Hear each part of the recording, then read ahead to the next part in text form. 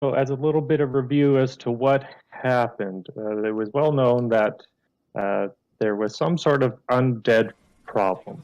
Um, but this all came to bear just the night before as the camp was set upon by some skeletons and some zombies. Um, these were probably dealt with by a few of the camp guard, but still a single individual was felled and killed. Um, a white figure, dwarven, dressed in armor, was seen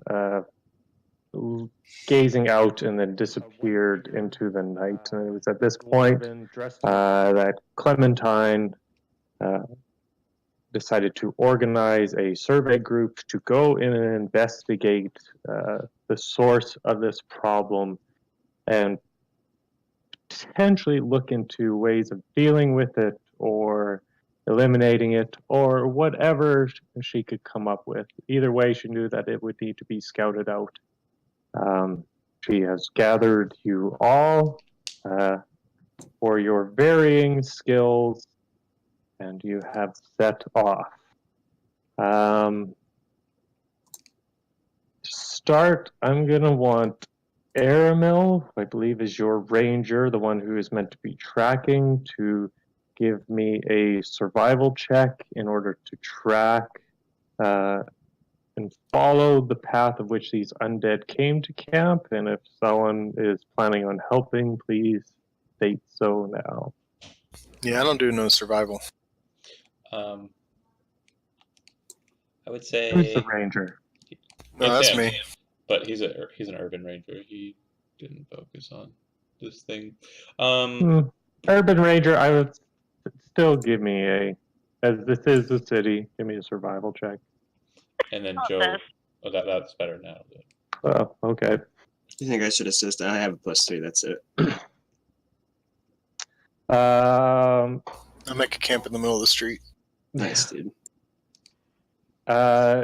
It doesn't take you long for you to pick up on the trail of some tracks, and the thing that stood out to you the most was you could see where one of these zombies had a leg that was dragging, and you just see this long streak of black ichorish like blood that seems to fall behind this long line of this groove of where probably the bone was digging into the ground.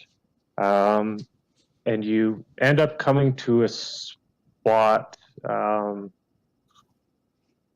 Anyone here familiar with the history of Dighgrum? Has anyone been brought along with that?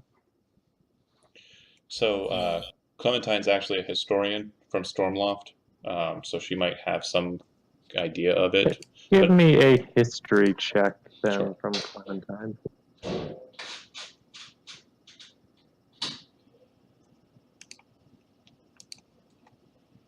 Not too good.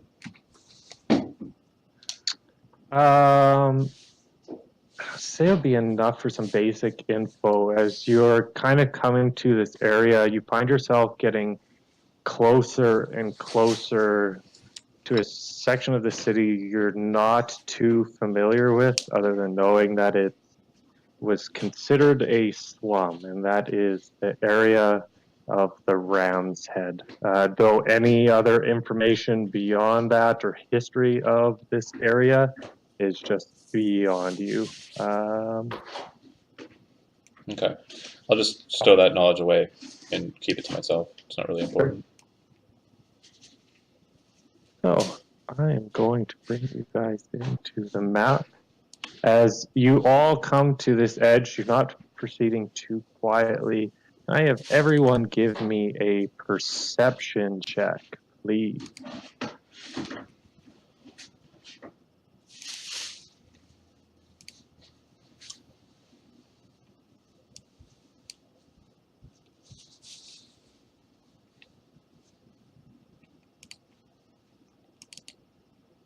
Sorry, hold on a second. Yep, no problem. As you all begin kind of walking out into this more urban area, following along a street. You can see that the homes, as you've been proceeding, what we would say size and quality has severely degraded. Um, Comparatively, I should say. The homes here are built smaller, and this Dighgrum itself has fallen into disrepair just due to time, whereas as you're coming here, the disrepair is even worse. Looking off to your right, you see what looks to be some form of a guard station, and then you can see that in front of it, this debris and dust seems to be blown across and into the building itself. Into your left side, looking out, you can see that it looks like that's where the debris has originated, at least for Searshaw, Aramel, and Stenin. Will you be able to see anything on the snap because it's just black screen? It's black for me as well. Let me just make sure you're in here. I see it now. Oh, it looked like Searshaw. Damn, look at No, that. actually, it's Look at not. that. Look at that Clark One second. Kent. Clarky! Look at that Clark Kent he's got going. Ah! Let's just go like this. I mean, what are you gonna do?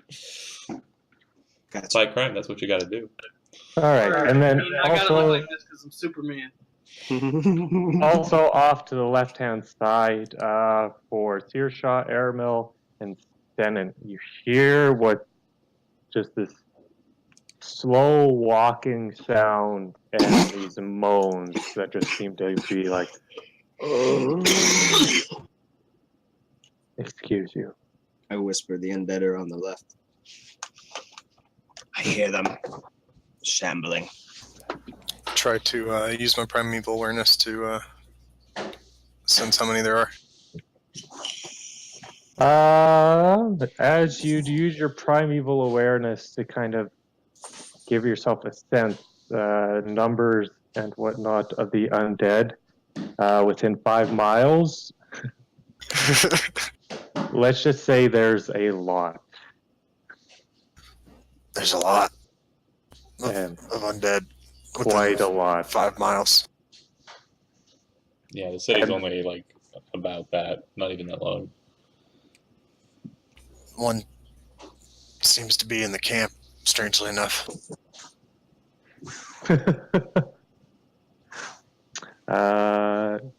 Yes, so you're at this street. You see probably just over this home on the left what looks to be some sort of gated entry, just the top of it. You can see it's opening too. You can see what looks to be this fallen debris that has fallen around it, as well as this seems to be an enclosed entry, at least from what you can see within your dark vision. How high is the roof in the building? And is it like it's ruins, right? More or less. Sort of. You're getting the sense that this is some sort of stone archway into an enclosed bit of the city. As far as the gate itself, like you're in an open area as far as where you're located now. Looking at this archway, you wouldn't be able to even see the roof. You wouldn't have the range at this point. All right. Okay. Yeah, I ignite my sword so I can see in the dark. And am I the only one on the map? No, we're all there. So I was about to say, if it's that dark, I'm about to bust out the hooded lantern. You know what I mean? Oh, lantern of truth. I'm gonna bullseye it though for 120 foot, 90-degree vision. No, you need to pull out the bagpipes first. Also, I mean, you said there was a lot of undead. I'd rather not draw all of them to our location. yeah, Well, I mean, I do have 120 feet vision. I don't. we're not all cool. No, but I would say I would have warned you if we were that worried of something getting attention. What's the distance on the lantern? Sorry, It's 120, 120. Yeah. 90-degree angle. Yeah, in the angle I'd side. be looking forward, obviously. Does that look good? I can't see what your light looks like. Looks like 120. Beautiful. Well, what's really strange is the feed should be able to see everybody's stuff. Not that I'm trying to cheat or anything, but I can only see myself in the feed. That's really weird. You have sight. You should see. That's weird.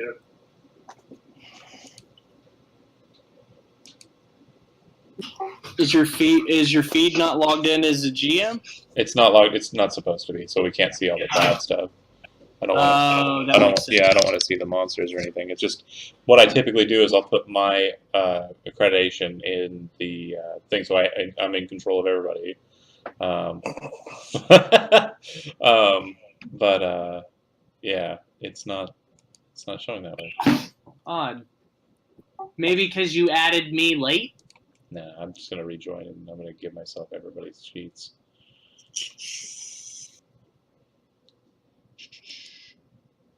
For some reason, I guess I lost control. Anyways, don't worry about that. You guys focus on what's going on. I've got a sword drawn. It's got a decent amount of light going to it. There's a bullseye lantern. Searshot can see everything. I'm actually going to ask Clementine if she's okay if I stay off of the ground. I know you should want to keep in order, so are you okay with me staying in flight? She looks down at your shoes and she says, "If they're anything like mine, they have a limited resource, do they not?" 4 hours. Yeah. I know that sounds like a lot, but we don't know how long we'll be down here, so unless it's absolutely necessary for you to be off ground, I would suggest staying on the ground. Fair enough. I look back to Clementine with a smile. Permission to smash, milady. Smash, indeed. And she kind of like moves in, like she's directly behind Lelivos and Stenin, but she looks like she's ready to interpose her shield in between you two in a phalanx. Alright. I just have to be adjacent to the person who's targeted to use my reaction to protection. Jeremy, is it possible to peek my head in the archway and see how many there are? Well, as a result of the light that you cast, just as you're kind of all kind of setting up and getting your order set up, a figure walks out of probably the darkness here, and just looks at you. And then begins to very slowly shamble in your direction, aggressively. Does he look incoherent? Like mindless?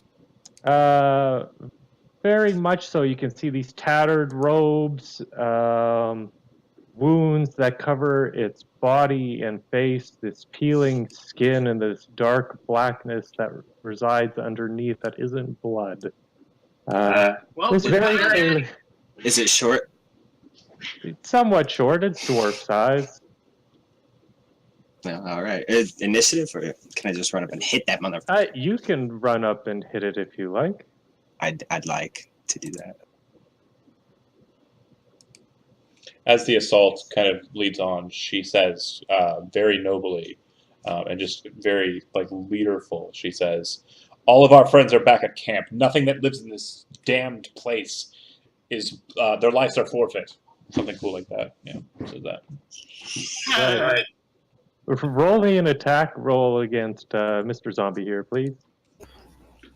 If you don't mind me asking, when I was using the primeval awareness, searching for favorite enemies, humanoids is also one. Did we sense any other humanoids down here?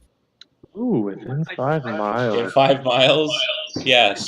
Don't you have to? I thought you had to use them specifically towards each one at the same time, or like individual uses, right? Yeah, like think about undead, not all the things that you hate. Oh, That's okay. Are there things that I don't yeah. like around here? Sure. So far, only a lot of undead. As you come in running towards this zombie, you go and you just crack it. Dealing 9 points of damage, you just slam it into its shoulder, and it's knocked down and out, and it seems to be coming at you to strike you in retaliation. Give me your second attack roll, please, if you have to. Or are you a cleric? Cleric, just the one. Oh, well then.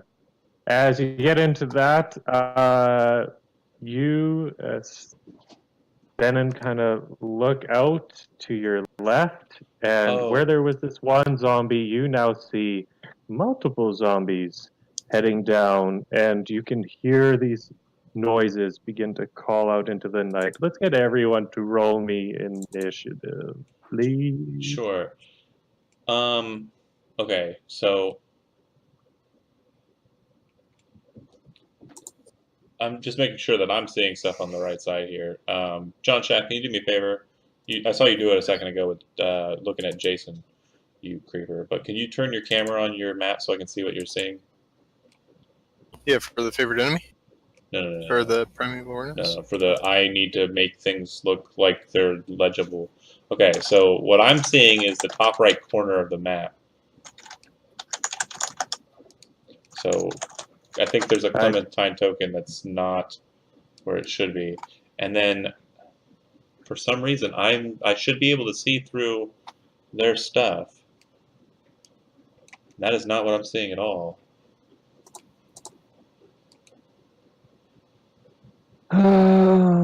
So you can see the top right of the map? Yeah, I'm in a white box in the top right. That's weird. What is that? I'm also in the bottom left. I have no idea why there is something there.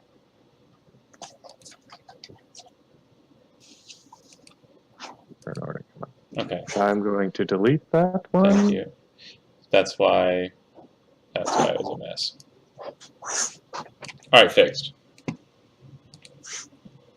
I have no idea why your token is all the way up there, because I did not drag one token. I But did cool. not either, so it might have been just a happy accident, because I got to see a Happy top right accident? corner that had nothing in it but a white box. Woohoo! No one else there. I have no idea why your character's there. That's really funny. I haven't even touched your sheet. Anyways.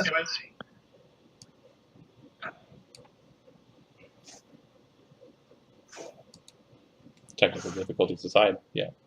I gotta roll initiative. Yes, please. And Airmill does too, probably.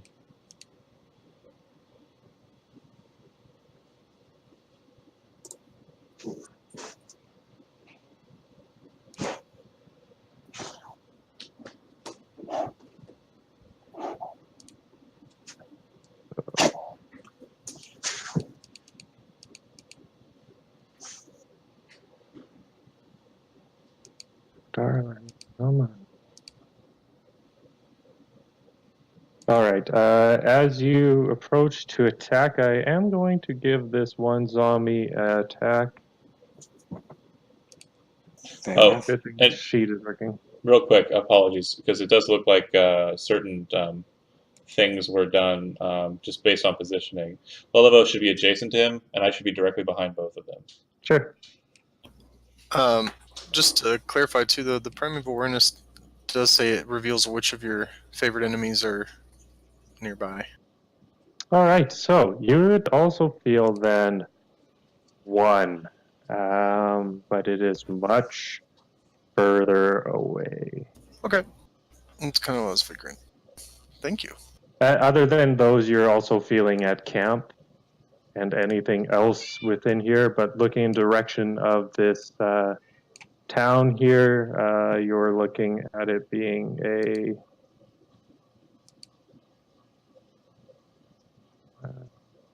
sorry, I'm also putting in numbers. You're fine. You're feeling something in the direction of this archway and portion of this city. Cool.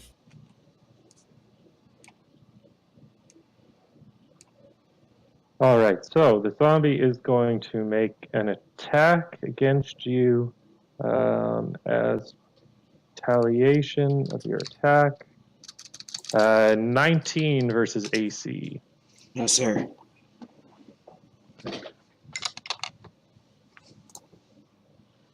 Yep. So it goes to strike you, and as it hits your thick plate, it just does nothing to you. It doesn't recognize that it's not damaging you as it's continuing to attack. And as we go, Airmill, you're first to act.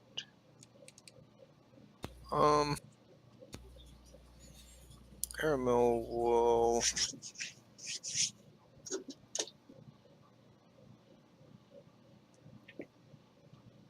I'll just go ahead and launch an arrow at it, or two, for that matter. Sure. I'll hunter's mark it first, though. Need those attack rolls, please.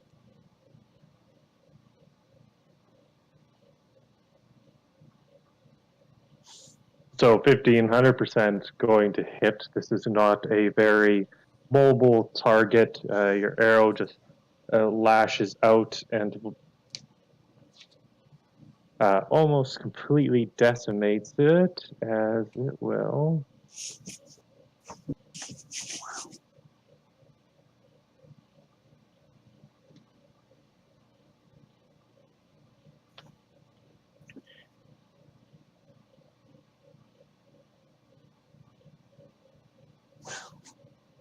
Will definitely fall as that arrow strikes into it. It takes one lurching step backwards and then just falls backwards, ceasing to move.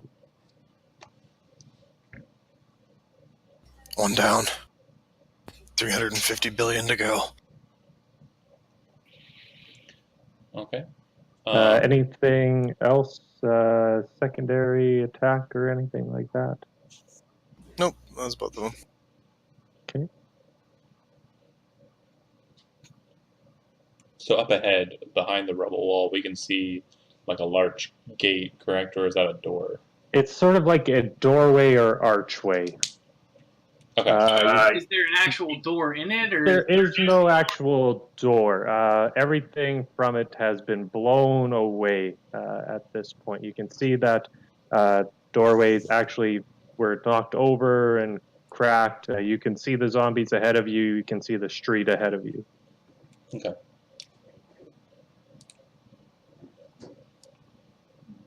I'll hold my action until one of the tanks moves forward. so right after me? Because I'm just gonna take up the spot right between those two chunks. That's the one. Right, so you hold your action preparing for one of the tanks to move up.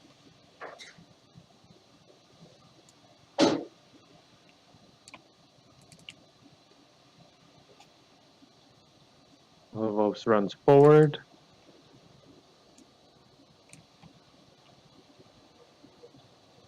And does very poorly with that. That's more like what I'm used to doing. Right. These are zombies, and though you semi sort of trip as you come into it, your blade just plunges dead center into this zombie's form.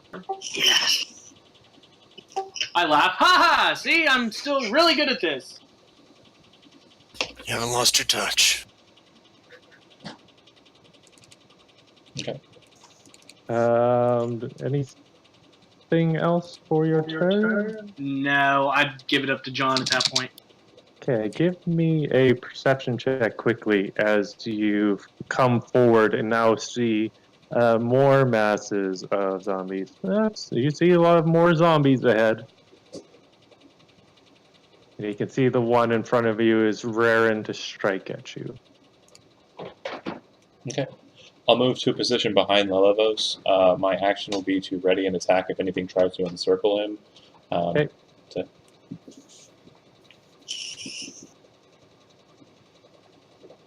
Searshot. Is there a roof above us? Like how high? The roof presently above you is be part of Dighgrum, so it gets quite high here. Whereas the gated entry is probably only 20 to 25 feet. Above you, you're looking much higher for the Dwarven city. Higher as in over 100? Yes. Excellent.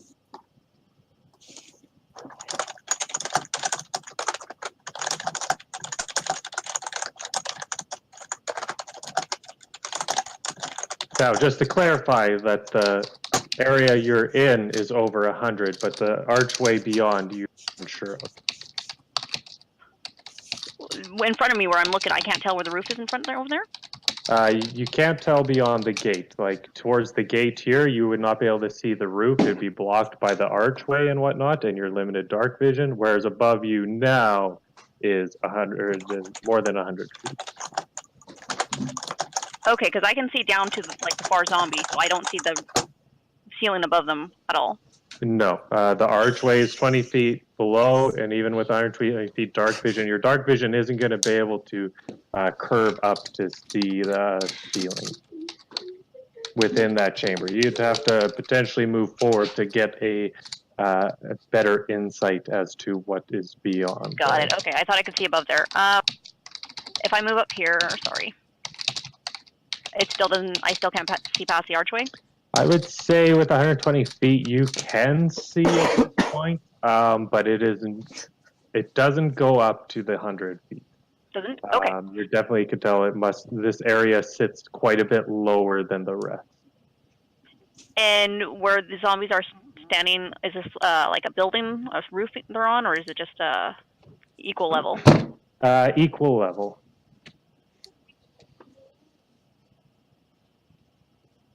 And I'll just get the row there.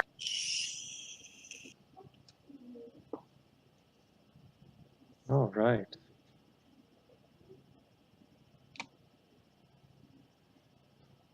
So as you conjure up the familiar tidal wave, these creatures are going to attempt to make dexterity saves.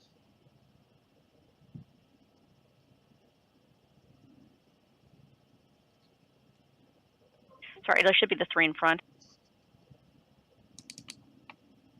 Sure, you curve it enough to grab those 3. Let me grab this other one. Oh my god, I rolled so well. They have a -2.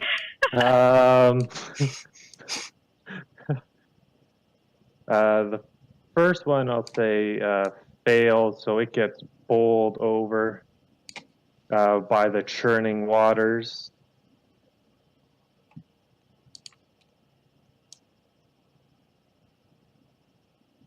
That's a pretty cool spell. It is. Love tidal wave. Okay. I can't wait till we get out of the caverns, by the way. I can't use my frickin' lightning storm in underground ever. We never have 100-foot tall. Well, that's why I asked how high up is it in here. Yeah. If we have 100 and I can see it, then we're good. All right. Call down the thunder. So, one day. Don't do it. One day. They are ready.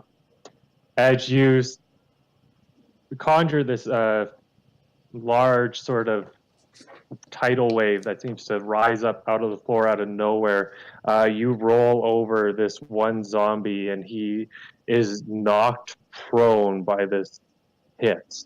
He had just previously been stabbed pretty brutally. Oh, just wait. And as he is knocked prone, you can see that what you figure would be enough to just destroy it, it still moves.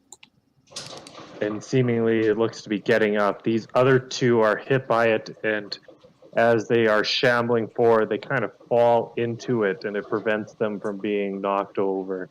And they remain standing, though they do appear to have bits of material that have been sloughed off of them from the damage of this tidal wave. Anything else for your turn? That'll be me. All right, zombie's turn. So this zombie in front of Levelos. remember everyone's names. Levelos is going to attempt to strike him. Okay. I'm gonna impose. Well, there's a couple more. I'll wait. Wait, did the other 2 die? No, Okay. not at all. They are still up and still heading towards you. This one has gotten up somehow from the damage it has taken and is going to make an attack. Oh, sorry, forward. Jealous, Jason. Yeah. So it's just. Oh, I was trying to before you rolled. I'm not looking, but I was gonna impose disadvantage with protection. Yeah. It doesn't matter. He goes to strike you with an arm that present, and it just slowly glances at where its appendage used to be, and it's not there.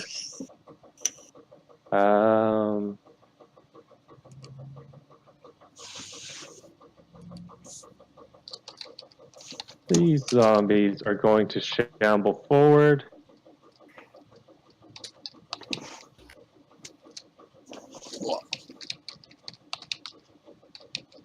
As well as, yes, Shannon.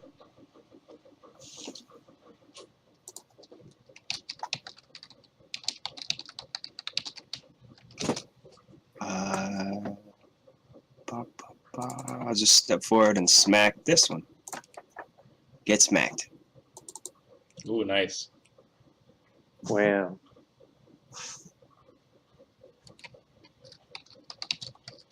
All right, you do that, and this time you come in and you club at the head, and you watch as it just gets smashed into bits.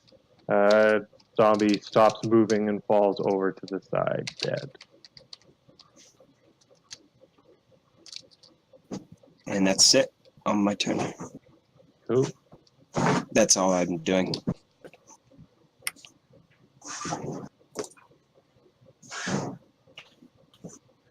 This guy crack him. Zombie's turn. These ones are going to move forward. 10, 15. And this one's going to step over his buddy and attempt a strike at you. And you had said before that I didn't have to use my reaction for that last one. No. Okay. You watched it try. She would have been able to watch it swing with this non-arm and been like, you would have hesitated for a moment, like, do I help? And then you would have been like, no. Okay. Well, I would have done it for that one and missed it, but yeah. So you're saying this one's kind of, or that one was kind of like typing? Yeah, exactly. It just been slammed. This one goes to attack. It does nothing. This one is going to move up to Lelevos and attempt to strike you.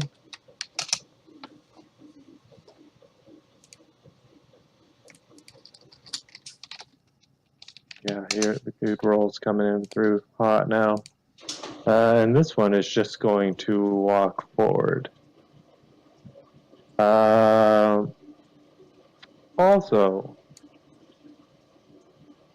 bottom of the round, I have 3 attacks, or 6 attacks coming in. Actually, it'd only be 4 due to distance. As you're Denon, give me a perception check as you move forward, as well as Clementine.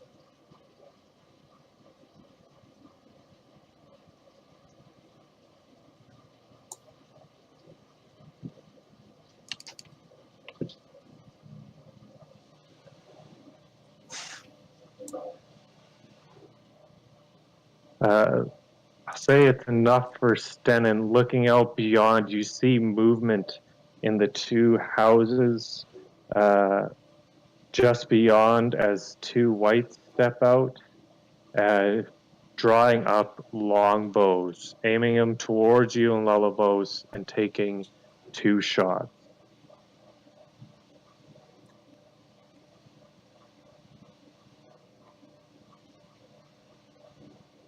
Lelevos, Stenon, and Stenon. Ting ting! Yep. I already used my reaction. So that one hit, there's a lot of misses here, but there is the crit as 1 arrow that flies out from the darkness flies into you, Stenon, and buries it just in between 2 bits of the plate mail, drawing 13 points of damage to your form. You did? You also 10 from that because of the reduction. Sure. The second the arrow hits you, you hear Clementine behind you. Shatter them. Get them out of our way, she says about the zombies in front of you, in front of everyone. You also see now a 3rd white individual step out into the middle of the street, into view. of all of you in the center, seemingly taking up the back of this undead horde, we'll call it, that now is attacking you. And then Clementine looks back to Aramil. Aim for the ones with the bows. Does this provide any cover if I'm right there? There, yeah, you could go behind the side of the archway to gain a sense of cover. I'll move there. Move the hunter's mark there. Pew pew. Roll me some attack rolls. Well, yeah, that's gonna hit. Be surprised. That Colossal Slayer 1 damage that always makes me sad. And maybe that could be the Chad prevention. Yeah. Did you roll your hunter's mark as well? Yep, It's that's included. included. Awesome. So you take aim with 2 arrows at this wight who is just taking shots at 2 of your party members. Both arrows sink into its form as it's kind of knocked back a bit, though it is still standing and seems to take aim towards you, the next new target.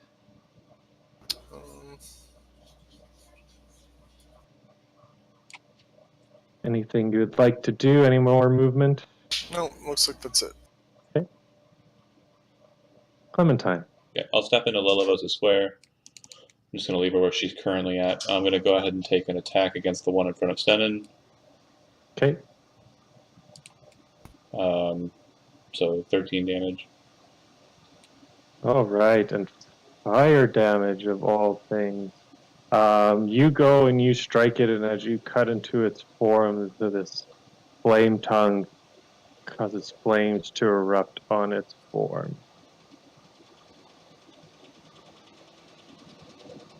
You deal these 14 points of damage, but this one's a little fresh, so the stink of burning necrotic flesh now fills the air. I'm going to go ahead and bonus action. I'm going to shove him with shield. So athletics me. I rolled bad. Well, they might be really good at acrobatics. You don't know. Do you, boo? They win. That's fine. I'll turn my blade onto the other one and attack it. Sure. You go in to knock it down with your shield, and it just isn't enough as you're trying to reach in between two, or you have other individuals around you, and it somewhat braces itself. You come in with your next melee attack onto the zombie to the right. Yeah, I attack the one on the left, then I try to shove the one on the left, and I attack the one on the right. And as you swing out and attack the one on your right, you cut across its form, doing the 13 points of damage. It seems to almost knock it down, but it just raises its head back up towards you, seemingly still in the fight. Okay, and then I'll back away from both. And back into my position. I'm done. Sure. If you don't have reach, do you? They'll get 2 attacks of opportunity then? 3. No. Like it's gonna matter. I rolled so well.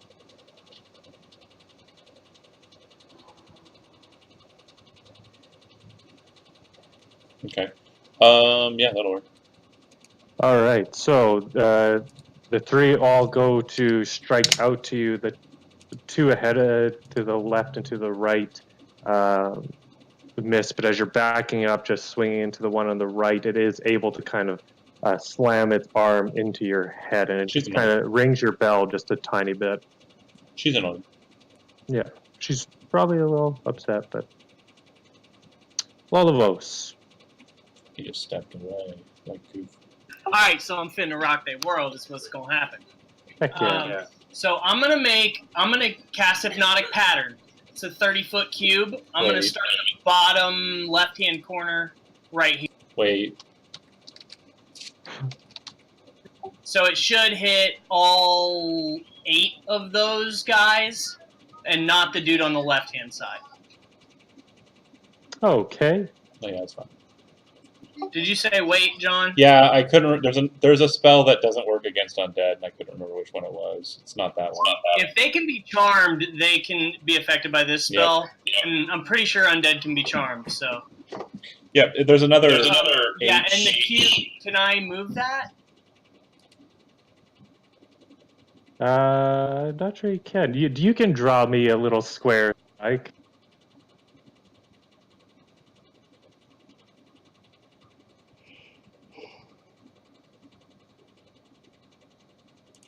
So you draw this 30-foot cube. Yeah, he's basically going to catch all of them. Is what he's. Yeah. Except for the one that's being pwned by Armo. Yes, I gotcha. So. This is going to go well for the zombies. Yeah, I'm assuming their wisdom checks aren't great.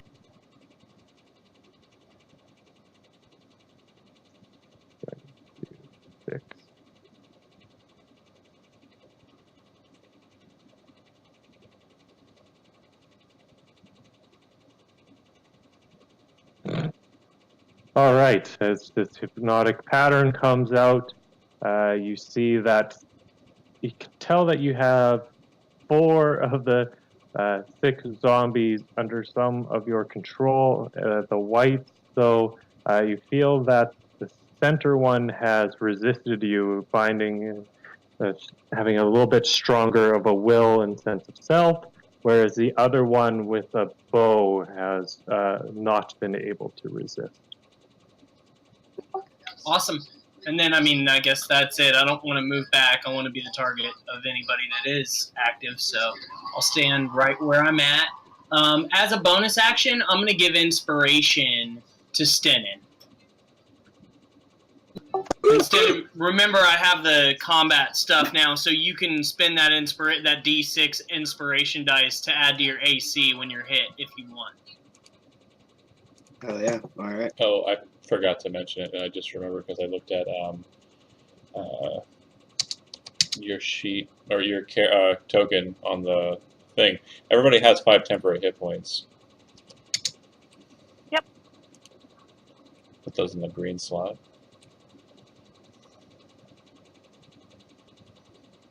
Your HP was like a little blurb outside, and I was like, what is going on there? All right, so that's it for the Lullabos. There are currently 4 incapacitated zombies, and then the 1 white have all just sort of frozen and seem to be struck by this colorful hypnotic pattern that is filled into their minds. The other 2 zombies and the 1 white seemingly unaffected. Don't hit the ones that are enthralled.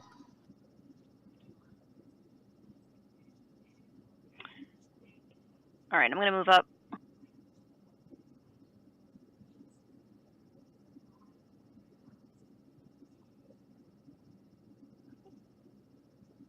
I'll cast that on the one that's not currently charmed. Okay. So aiming for the one near center.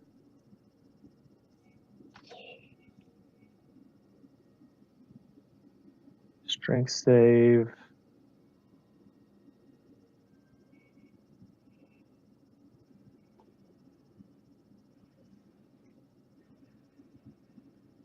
All right, so you erupt a bit of this earth out of the ground.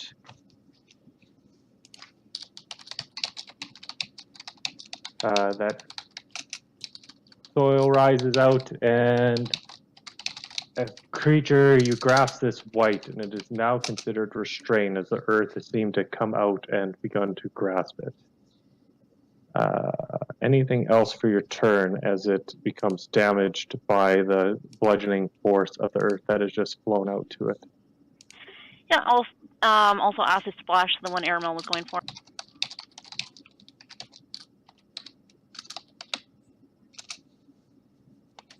Are these both actions? It's cantrip. Cantrip's allowed.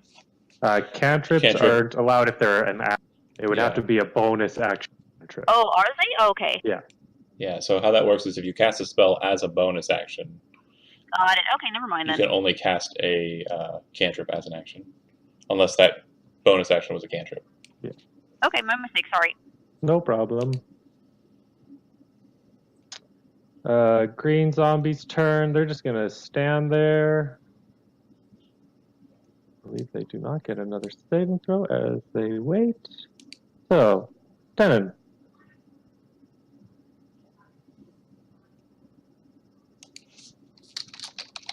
See these zombies just kind of standing there, just locked in place, seemingly. Do you see my 10-foot arrow? It's got Oh, yes. everything right here. Going forward. Yes. Shatter, or what? Yeah, I'm Probably gonna Thunder Wave. I'm gonna Shatter. cast Shatter. Thunderwave. Probably not the best thing to do right now. Shatter's a good choice. Yeah, Shatter's a real good choice. So, these two other ones are going to get dex saves. Con. 2 whites, 3 blue zombies, and 1 green. 14. So one of the zombies is going to be able to resist this. Well, these other ones would only fail their dex saves. Never mind. So they're going to roll their Constitution as well. Sorry, I've been rolling the wrong stuff. It's fine. I'll just take the previous roll. So 1, 2, 2 of them will pass the save. As you cause this force of just this shock wave to ring out into the air, you can watch as these zombies seem to fracture in their place. The one centered here seems to resist it a bit, as well as the one directly beside Lullabos. As the cracks into their form don't seem to do as much, but the other one, you're going to watch as the one dead center just falls down to the ground. As the incapacitation wears off, it does also just fall into a heap on the ground.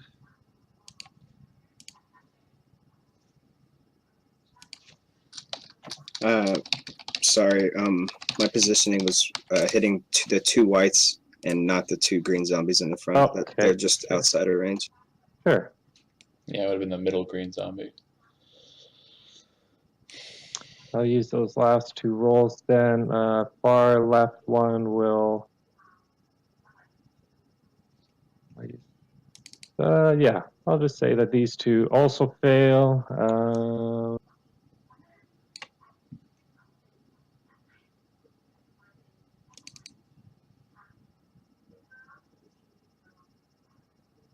As that shockwave occurs. This guy's still being all right. Rings out into the night air, definitely causing a little bit of noise as the shockwave hits them. They almost seem to get pushed back a little bit, these cracks that seem to hit their forms, but everything that has been struck is still standing at this point, though the whites definitely look to be in rougher condition. The one on the left seems to just be hanging on by a thread. But this causes the incapacitation to wear off the one up here.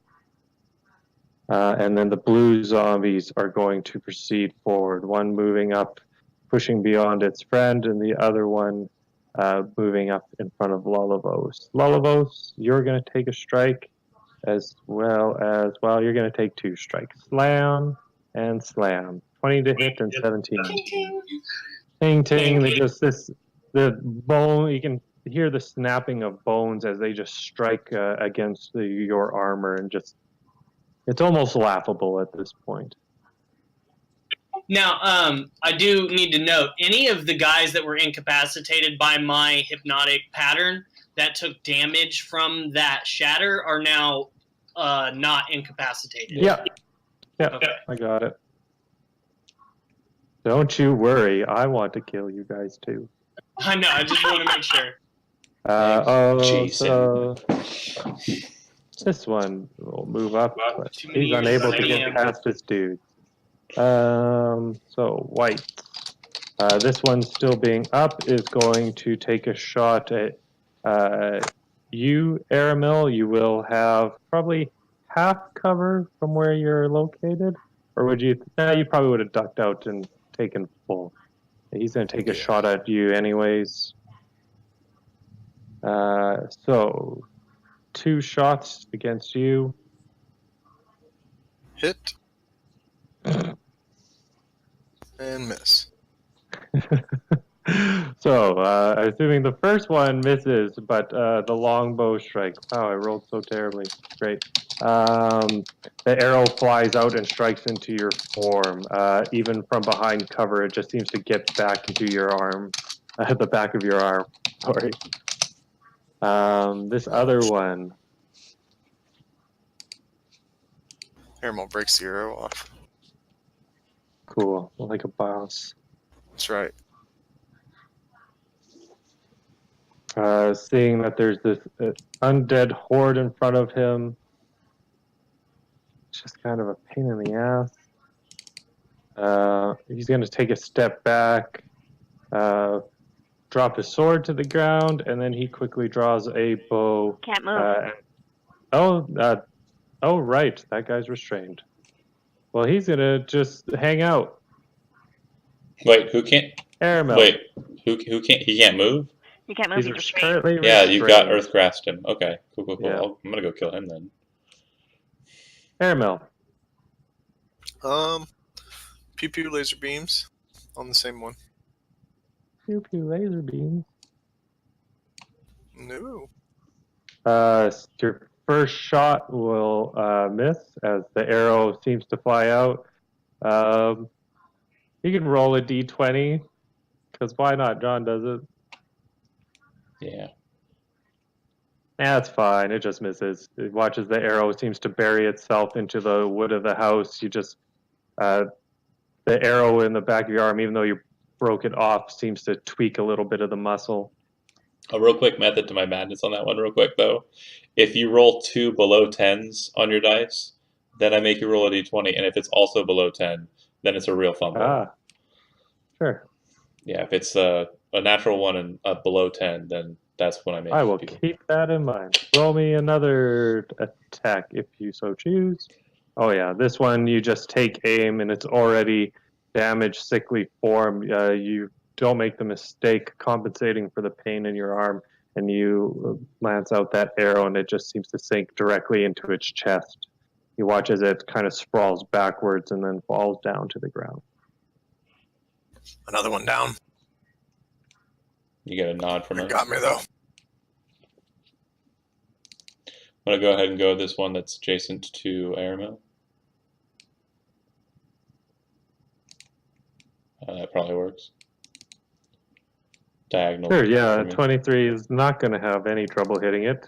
So you lance out with your blade, bringing flame down across its form. Did I kill it? It's still standing. Second Is attack that of guns gets it.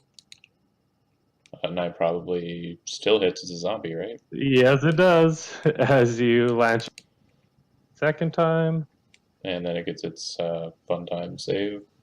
fun time save. It does not save. Okay. As you strike down its form, the flames erupt over it. It just you cleave in deep enough where whatever magic was keeping it standing fades, and it falls. Okay. To make sure we close the gap here, I'm going to go ahead and just movement step in front of Sirsha and Aramil, so we're Sure. not opening up. And I'm done.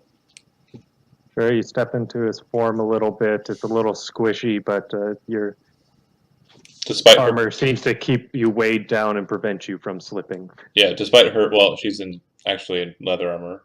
Surprise! It kind of looks like plate, but it's just because it's reinforced. But anywho, she steps into it and it squishes and splatters all over her white, adornments. But she doesn't seem to notice or care. Good. Lullabos.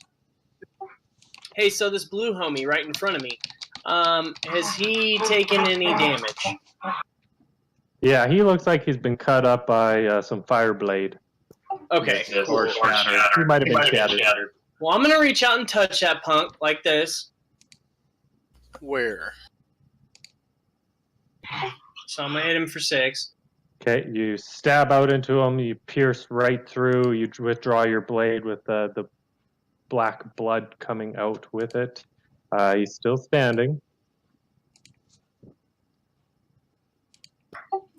And then I'm just gonna...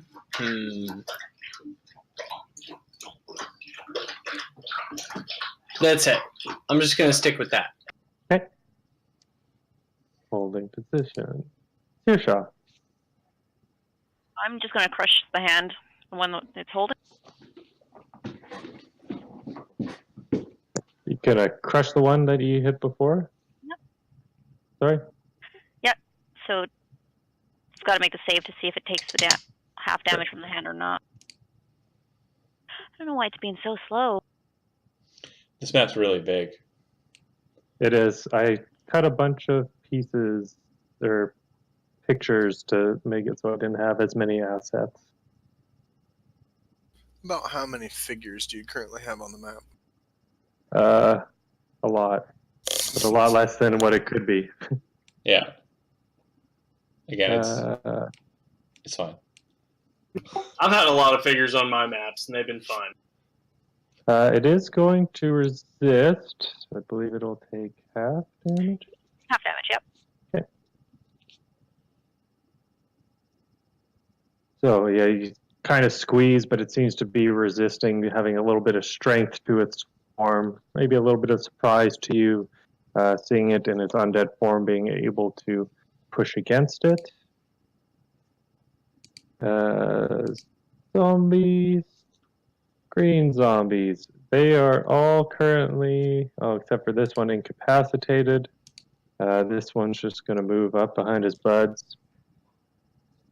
And the other two... Oh, this one got attacked by you, so it is going to... No, actually it didn't. Never mind. He's just going to hang out because he is just looking at the ground like it's amazing. Denon. I'm going to swing at the blue one in the middle. Okay.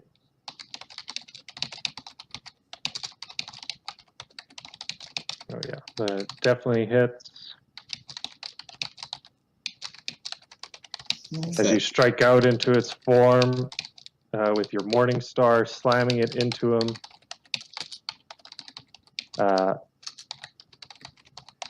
Sinks into its shoulder and into its chest cavity. And as it does that, it will fall to the ground dead, as it just so much damage that it forces whatever magic was holding it up to give way. Alright, I'd like to step through his square and unpass, taking the attack of opportunity from the non-incapacitated one to get forward. Okay.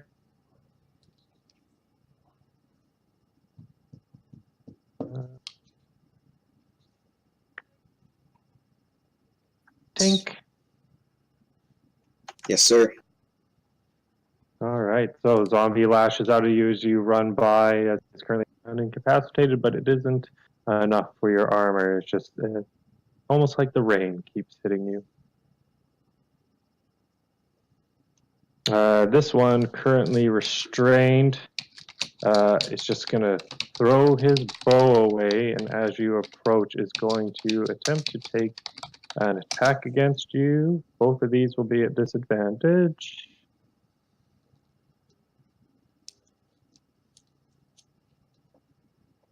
He's going to make a longsword attack against you. Yes. He's then going to attempt to do a life drain versus you.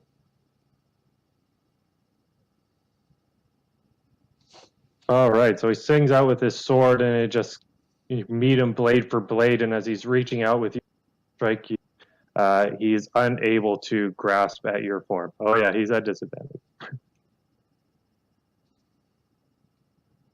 Hit the red button in the top corner. Oh, I rolled that with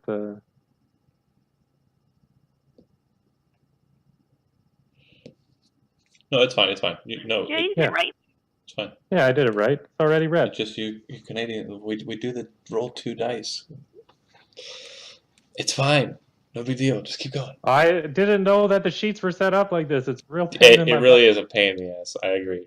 And there's no auto set, so Yeah, I make just it- assumed they were all going to be rolled too, and then they weren't. I was like, well, this is fun. I'm not fixing this right now. it's fine. I'm not terribly concerned. The other one just kind of sits there, still hypnotized. Oh, why did that go down? Aramil, it's your turn. Or did that? So these ones are still charmed? The one on the right seems to be looking down at the ground, just like in a daze. There's the one dead center that has a earthen hand wrapped around its form. You did see it swing out towards Stenin, but the other one has not acted. It has a bonus hand, but it's not doing anything. So everything is currently incapacitated, though, it seems like. There is one zombie here that is still acting aggressive, though he looks like he's hanging on by a thread. And Clementine's saying to shoot at this one? I mean, you got some damage. I was just trying to subtly suggest it with things. Yes, go. So I'll move the hunter's mark to him. What? I was going to say, if you finish the one that's currently grabbed, I can move the hand to the other one. That's also good. How wounded does that one appear? He looks like he's taken some hits. Alright, yeah, we'll shoot at that one. We'll move the mark to it and shoot it. Okay. Roll me an attack roll. Definitely hits, as it is currently locked in place. Your arrow flies into its form. Total 21. And with that, the arrow drives its way into its form, and you watch as it just ceases to move. Alright. And then I'll take aim at the other one to the back right, I guess. Sure. Roll me an attack roll. 18 will definitely hit. As it plunges into its form, you see its eyes kind of almost come up in recognition of where it is. Forgot my con save after getting hit with that arrow. Hit the next button, but I still get to go. Oh yeah, sorry. That's a bad habit of mine. I do the same thing. It's fine. Blink. And the white that was adjacent to Stenin is dead, right? Yes, he is currently 0. So the one white on the right-hand side is now taking a bit of damage, but seems to now be back to his senses. Okay. I'm just going to go ahead and, I suppose I can get around him without going in between these two, right? Since I can see here. I would say sure, you'd be able to squeak your way through there. Then I'm going to walk over to this other white with flaming sword and go to town. Sure. Roll me a attack roll, please. I'll roll you a couple. 21 will hit. The 11 will not. As you slash into its form, Cool. striking into it, you bring the blade across, leaving a licking flames across its leather armor. As I move past Aramil, you notice that on her back she has a weird package in cloth, but adjacent to that she has a set of arrows, and she has a very familiar looking dragon bone longbow. Mm-hmm. She pulled it out of the treasury. She needed a bow. All right, so you've moved up to this white, slashed across it. Lavos, what are you doing? All right, so all these guys in front of me, there's no real threat, right? They're all incapacitated. There is one off to the left. Okay. I'm going to move through as far as possible here.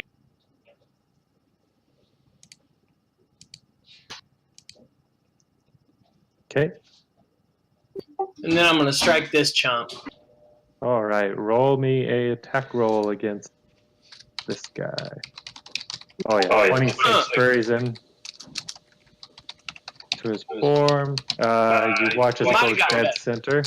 And it's just enough to just, you watch as it goes all the way through, this time you aiming a little more deftly towards what would be a heart or spine or something that would hold this thing together, and as you withdraw it, it just falls over with the last waning moan.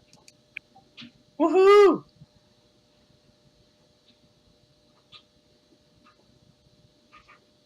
Searshaw.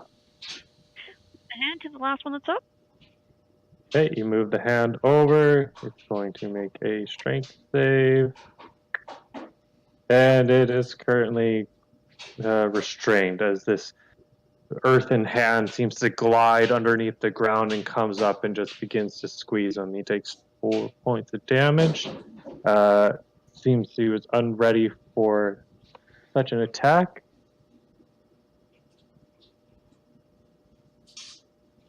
Green zombies are just chilling out. Anything else for you, Aramil? Any movement?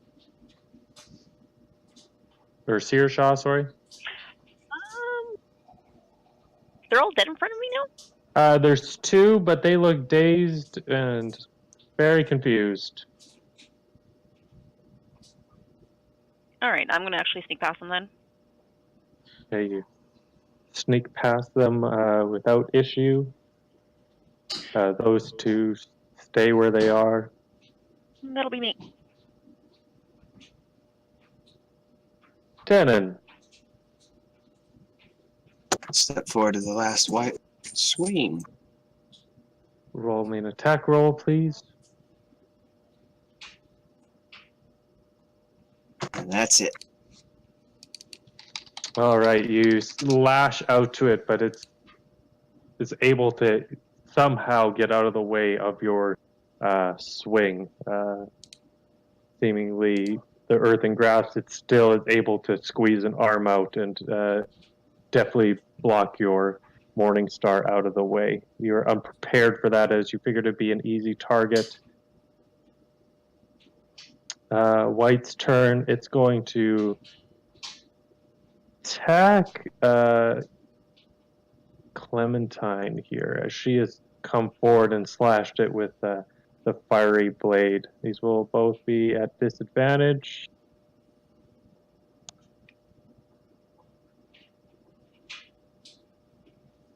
You miss with both. Yep, it swings out with the first longsword. You just bring your blade up and parry it. I'm just shoving my shield in its face.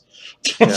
Gets a little closer, but you got the shield up now, and it's process. You feel this dark energy seem to pull from its hand. Shield. There's just a shield in between me and it. I'm not looking at it. I don't know.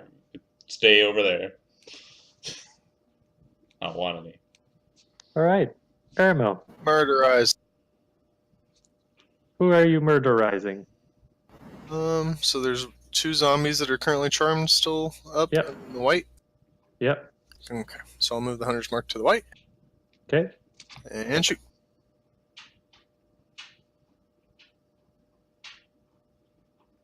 Oh yeah. As your arrow lances out, it flies over top of the shoulder of Clementine, who currently has the shield just pressed right up against this restrained white. Its head just peeking out enough for your arrow just to sail over the cusp of the shield, creating this little shiny spark as it strikes into the head of this undead creature. Its form just goes limp and ceases to move.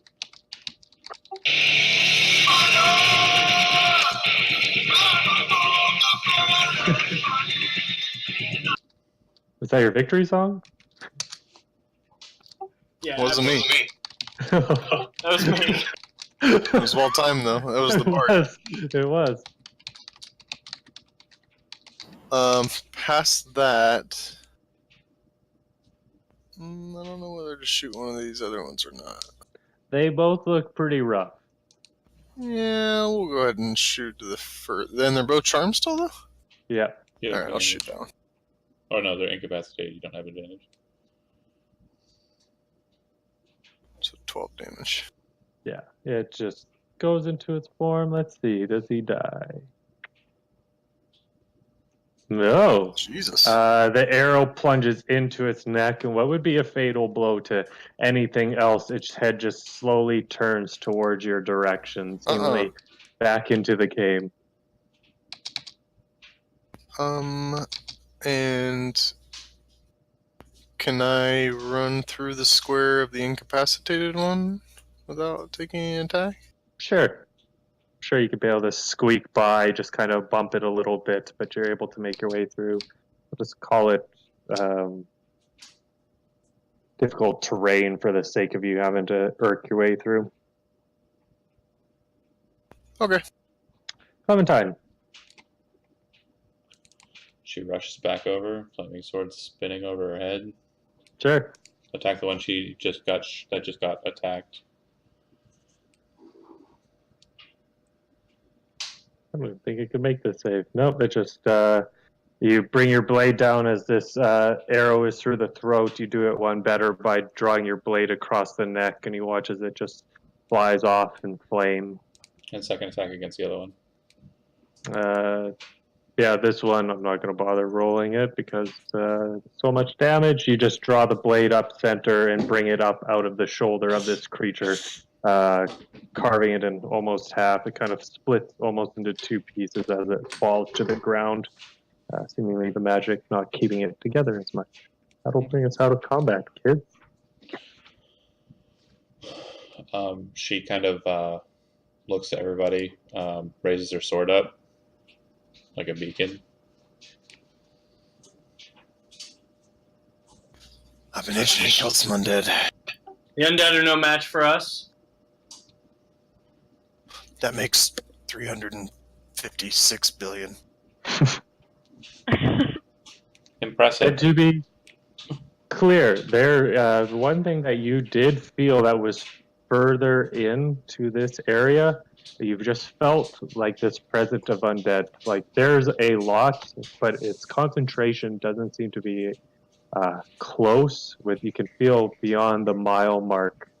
There is a group that is very, very large.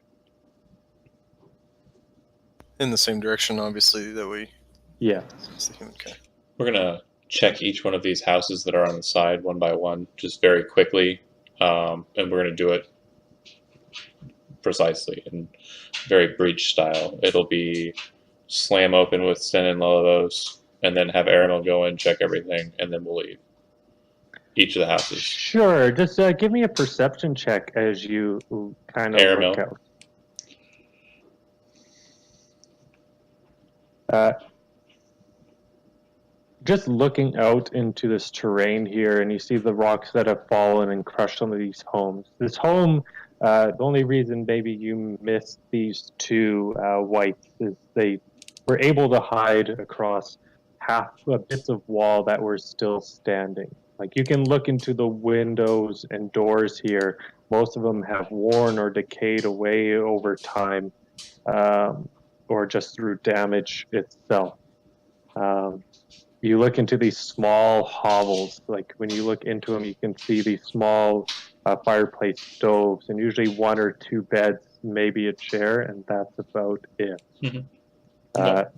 You're looking into them, and it's just like everything is empty, rags, old, dusty, dirty, but you're not seeing anything as you go into these homes.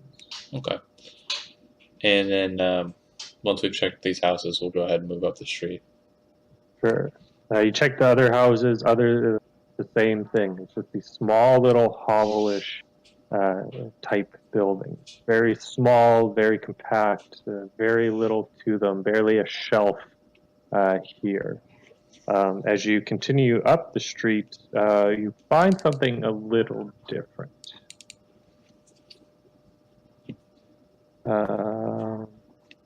Yeah, you guys want to move your tokens? I guess most of you can see quite a distance.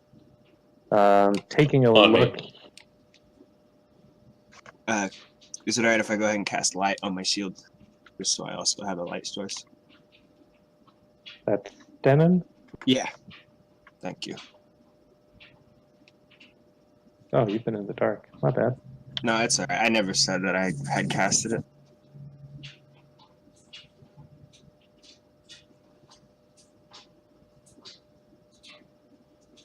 So as you proceed forward, you're met with something a little different. You see what look to be wagons that have been toppled over and put up against each other, and these makeshift crated towers that seem to just have stands just above where the wagons would be viewed. You can see a little bit of equipment left on the ground here, old and dusty, just scattered. It would definitely look to most of you like at some point there was some form of combat here.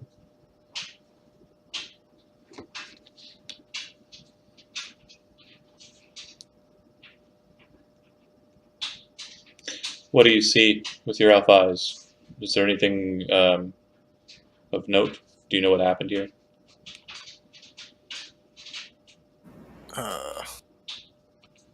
If not, let us move past this barricade. It looks like they were simply trying to defend themselves from something. That's what it seems like, some type of barricade. From what I can tell, I'm no tactician, though. It looks like it was an attempt to keep things out. Let's head forward. On me. And she starts to move forward. Towards the breach in the barricade wall. Sure. As you're proceeding towards the breach, you're seeing a little bit more of the same. A big difference, though, here is you see what looks to be towards on your left-hand side. Whoever's kind of leading the charge to give me a perception check. As you're going, you do see what looks to be some form of a church on the left-hand side. Let's deal with that first.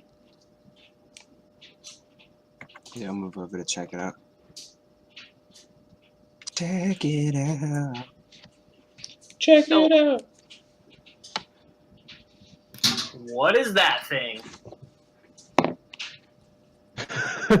So Stenan just goes off on his... No, me and Stenan are keeping step at all times. Yeah. It's just some of us are not as quick on the upkeep with the moving tokens. Yeah. That's it. That's all it is. I don't have to move so far. Just assume we're always in the same format. Those two up front, me directly behind or a few steps behind them, and then So you guys just climbing over the toppled over wagon? We're going through this breach on the side there. Looks like there's a breach. Yeah. You can definitely see where there's some sort of breach, a little bit of a debris here. Looking immediately to your left, you do see what looks to be some sort of source of light that encapsulates a statue, and you're unsure, but maybe some form of a well or a fountain. And then directly ahead of you coming out of the breach, you're looking and you can see what looks to be this old church. Very weather-worn, though. Not weather-worn, but aged here. Damaged. It seems like it's been through a little bit of battle. And with you, Stenan, you do hear the noises coming from inside. Does the statue have any historical or religious significance? Give me a history check.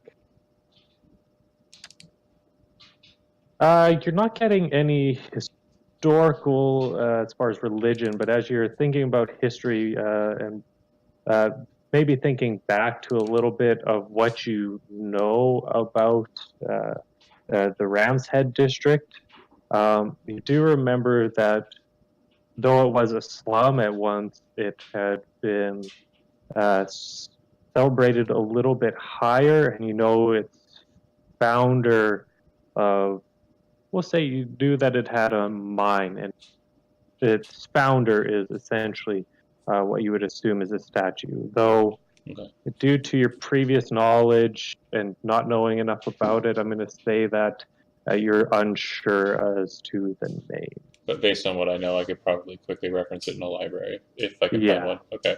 So the church.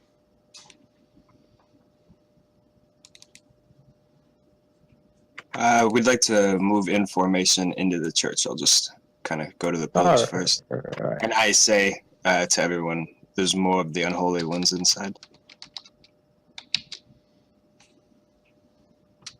Give me 1 second. No need to ask for permission to smash. Alright, we'll do this so we can go 2 by 2. This looks like a better place to go. Oh, We're going into the church. Oh, I think I pulled you over to a new map. That should work. I don't know, but my vision gives me a vision of all enemies here. Well, you guys aren't currently in a... would you be able to see through walls? No, I can't. Yeah. So this church is currently walled. The door is closed, but Stenin has determined that there is noise there. Real quick, Jeremy, put walls around this small square map so unless these are connected. Okay. yeah, my bad. I was totally not meaning to do that. I was just trying to figure out what way I had to look, and yeah, my bad. It's my bad. Regardless. With the dark vision. yeah, we can None see of that matters. all the Those are little just... tokens. Those It's are on. all for if anyone needs to in a game like this, that My they robe is control godly! whatever resources they so chose. Sure. Right. I need like 2 seconds. My dogs are dying to go to the bathroom here. That's fine. Yeah, Yeah, those all tokens, mine do is cry to go to the bathroom. That's all they do. For all those tokens, I literally took every undead in the monster map, put it into a token form. I saw I- that, Jason. I can use whatever I want. You one time? One time? One time. Come on, somebody Urban Dictionary it. I'm good. I'm You know, doing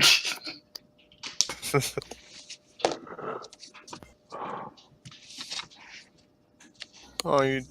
I'm doodling. Who's doodling? Me. Right now I'm showing it in the camera because I'm trying to get people's attention, but just because I'm attention only. Who is it? I don't know. Who do you think it is? I don't know. These nuts! It is actually D's Nuts. It's a new character I'm planning to play. D's Nuts. D's Nuts will, of course, be a bard with performance rap single. It'll be dope. Might get like 10-inch platform heel or like just platform shoes. I'll put daggers in them. Didn't even think about that. It's crazy. You could hide all sorts of shit. Platform shoes of holding. That would be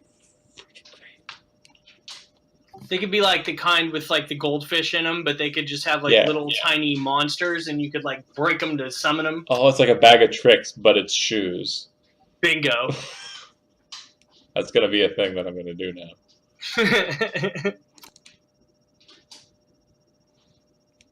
You find a pair of shoes with glass bottoms and strange swirling animal-like features inside. I break the shoes. Out comes a bear. And a beller. And an octopus. We'll just drop that out there.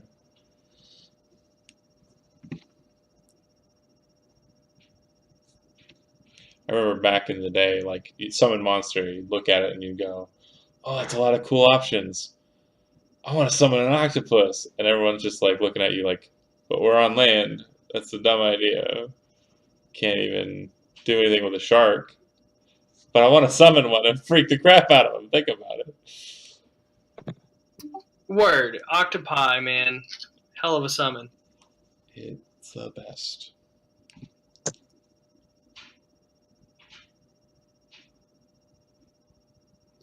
I'm back.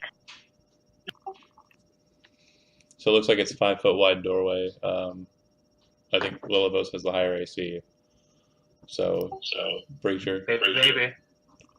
I can try the door. Standing on one side, me on the other. You down the middle. Does the door... What's the door look like? Looks like a wood door. Okay, Okay. cool. There were no windows. Yeah, I'm just gonna try to, push it open. Sure. Just to answer the window question, I think there was everything on here has been boarded up. It looks like. But as you just push the door open, that door just opened. As you look inside, you see what seem to be 6 skeletal figures just standing, their gaze currently down towards this podium that they were at. And as you open the door and the creaking sound happens, they all turn and look at you. One time. I know, I'm stunning.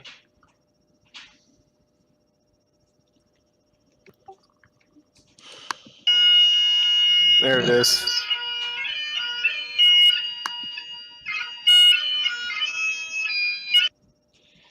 Get hype.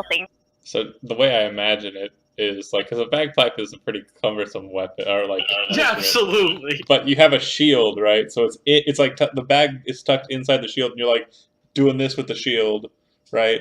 And then you got it in the other hand, like with the pipe up here. So you're just like, this whole arm is just a bagpipe and a shield on top of it, and you're just like. Basically, yeah. I think he wants us to roll initiative. No, you guys don't have to. You've just opened the door and you guys see skeletons. What are you doing? You're murdering them. You're doing breaching and clearing. I figure you guys would be ready. These skeletons are kind of caught by surprise. Look at this initiative. Well, we weren't ready. You guys don't have to do it. I was so worried about playing my music. Wait, hold on. I see what you're saying, and I'm going to go with it. Okay, so we would have stopped for a second. Go with your actions. Airmill's going to fire shots in. While he's firing shots in, Sen and I are moving in, attacking the closest targets. Airmill should be shooting at the furthest targets, and then Searshot should be shooting at the furthest targets with cantrips. All right, so give me what you guys are doing. Give me the 2 tanks first who are rushing in, and I'll have Airmill, followed by Clementine, and then Searshot. So, I'm just gonna rush in and... I'd be using the morning same thing. Sure, you come in against the first one, you smash it with your Morning Star, and it seems to be very effective. As you slam it into its form, it just shatters and scatters into pieces. It's piercing. Oh, is it piercing? Yeah, that's what I was going to use my Warhammer, but I would have had the Morning Star out and ready. Well, never mind. You don't scatter it across the floor as it pierces into its form and rakes across its rib cage, and it just is still standing and seems to be bringing its blade to bear against you. As Lullabos runs in, going and trying to slam his rapier, you just have it plant itself within the ribs of this creature and doesn't seem to damage it at all. It just looks at you almost like, really? If skeletons could do that. Give me your attacks, Airmill and Clementine, as you're also currently going to engage these skeletons. 13 will definitely hit. As you slash across its form, bringing your blade across, the flames licking at its form cause it to just shatter and scatter across the ground. The smell of bone being burnt across it. That was the one directly in front of you, and then going out across. Real quick, if Lullabos doesn't kill the one in front of him, I'm attacking that one. You just watch Lullabos plant his sword right through a rib and not damage anything. He's currently withdrawing the blade. Okay, then I'm smashing that one so that all 3 in the front line are gone. Attack roll. The one in the front line is still up, so barely standing. Got it. That's a piercing weapon, apparently. Yeah. Wow. Arrows aren't going to do much. Your next strike is enough as well. Middle one, yeah. Okay. And it slams into its form, scattering it across the wood floor here. A little bit of flame wicking up.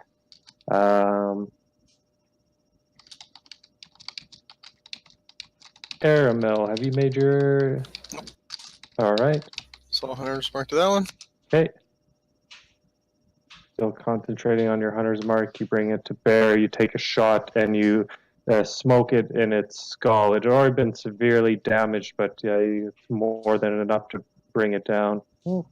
Okay. Yeah, he gets hit so hard he disappears, apparently. It's a hell of a trick. Yeah. That's alright. And then I'll Just a dusty fart now. shoot that one, I guess. Sure. Roll me a attack roll for that one. 25 as it your arrow plunges into this one's center chest. It almost seems to blow it backwards as the spine gives out and its head just kind of tumbles forward off its body. Nice. The last two. Who are dexterity saves for skeletons? They're really good at this. I can't tell if that was sarcasm. Scary skeleton. Yeah, they are really They good. are. They're actually better than zombies. So the first one is able to dodge out of the way.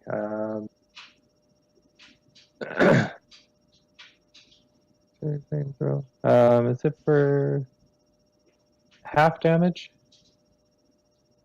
Or no damage? It No should be no damage. damage if they save. No damage. So the one in the middle is able to avoid the acid as it kind of ducks low, but the other one is not, as it acid begins to consume its form. You see the bones begin to slough off and away, but it is still standing, sword in arm. They are going to charge forward towards Clementine and Lullivos, and they are going to take their attacks. Bring your business. Yeah, this will go great. Yeah, I roll well. I roll real well all the time. Those swords seem to clatter against your own blades. Give me your retaliations, please, the two Yep. of you. I'll just kill both of them. Actually, I missed both of them. Yes, you do. You go to swing out, and they match you blade Dude. for blade. Dude, Oh my god! where are you putting that? Nick, I just can't get this whole like stabbing my rapier through a skeleton thing. These are the master swordsmen of the skeleton world as they match both of you blade for blade. Well, as Damn.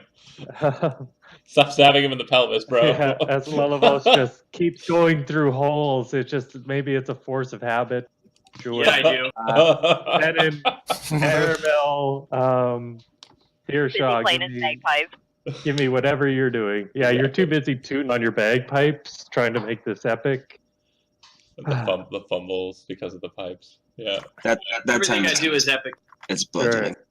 Stennin, you take your Warhammer as an arrow sails over Lullivos and slams into that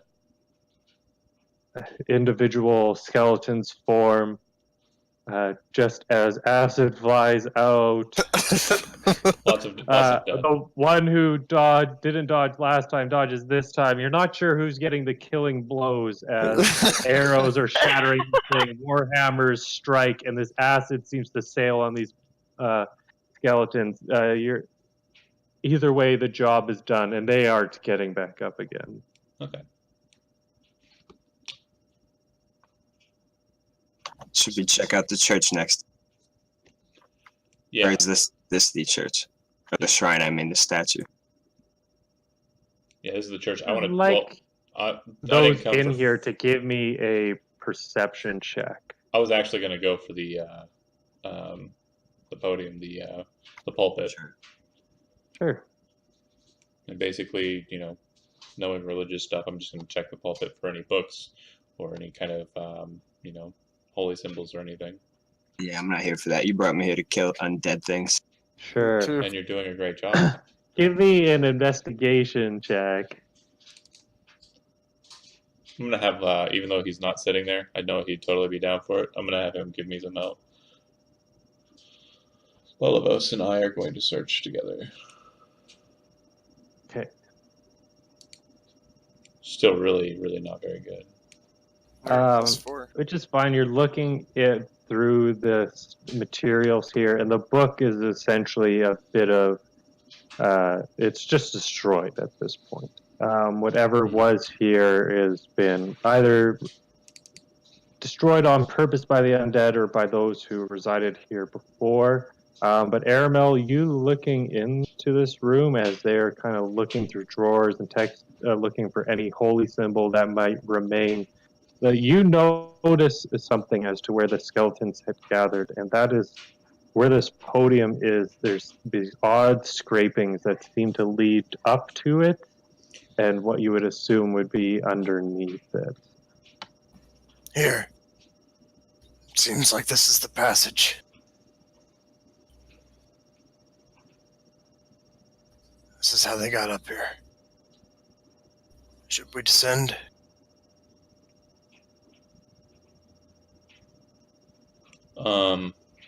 What?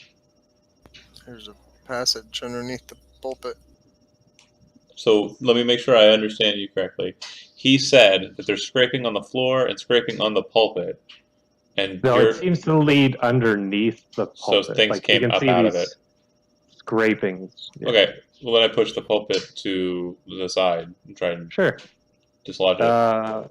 Easy enough as you push it, you just feel it move and scrape across the floor, revealing a small little not stairwell, but ladder leading down to, if you have a light source, down into a room, dirt floor.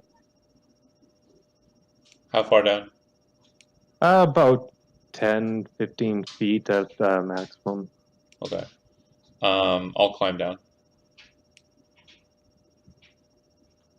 And I'll go to the small room and check it. Sure. So, as you climb down, you look into the room. You see that there are 3 pillars that seem to hold the building above from caving in down into this chamber. You see crates that are broken apart, some crates that are still, and barrels that are still whole and together. There's a little bit of smell to this room. You see a table which seems to have cups on it, 2 doors to the left and right at the bottom, and a desk with a quill and paper on it.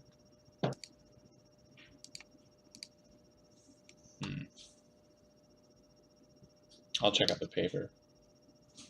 Sure. And in your handouts, you will find what a thing of interest as part of the first thing you find.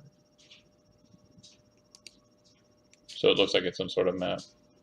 That's what Clementine could easily glean from it. Okay, I'll take that. You said a quill and ink? Yeah, and as well as this desk itself. The ink doesn't look like it's dried over time. The ink actually does look like, looking into the inkwell, you kind of go to pour it out, it comes out in these clumps of dry material. Okay. Yeah, I disregarded. And then what else did you say was here?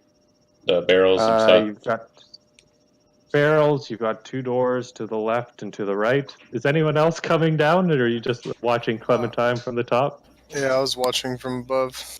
We were going to wait for her to call. All right. Yeah, but 2 doors to the left and right, and barrels, crates, cups, a table. Okay. Yeah, I wait for everybody to send down. Do so, I guess. Maybe one of us stay on this level just in case to watch. I don't mind staying back. Just yell for me if you need me, and I'll actively perceive. She kind of moves back over to the ladder if someone's coming down, having heard that, and she looks up and she says, "Down, everyone."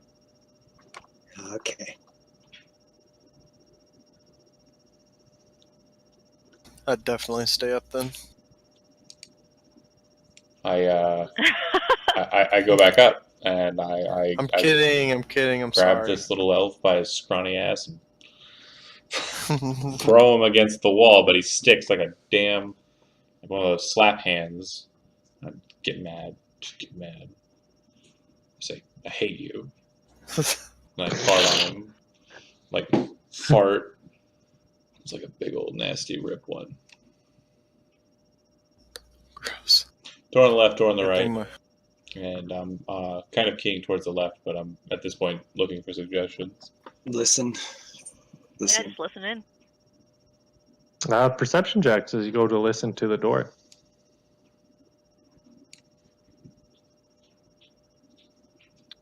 Quiet.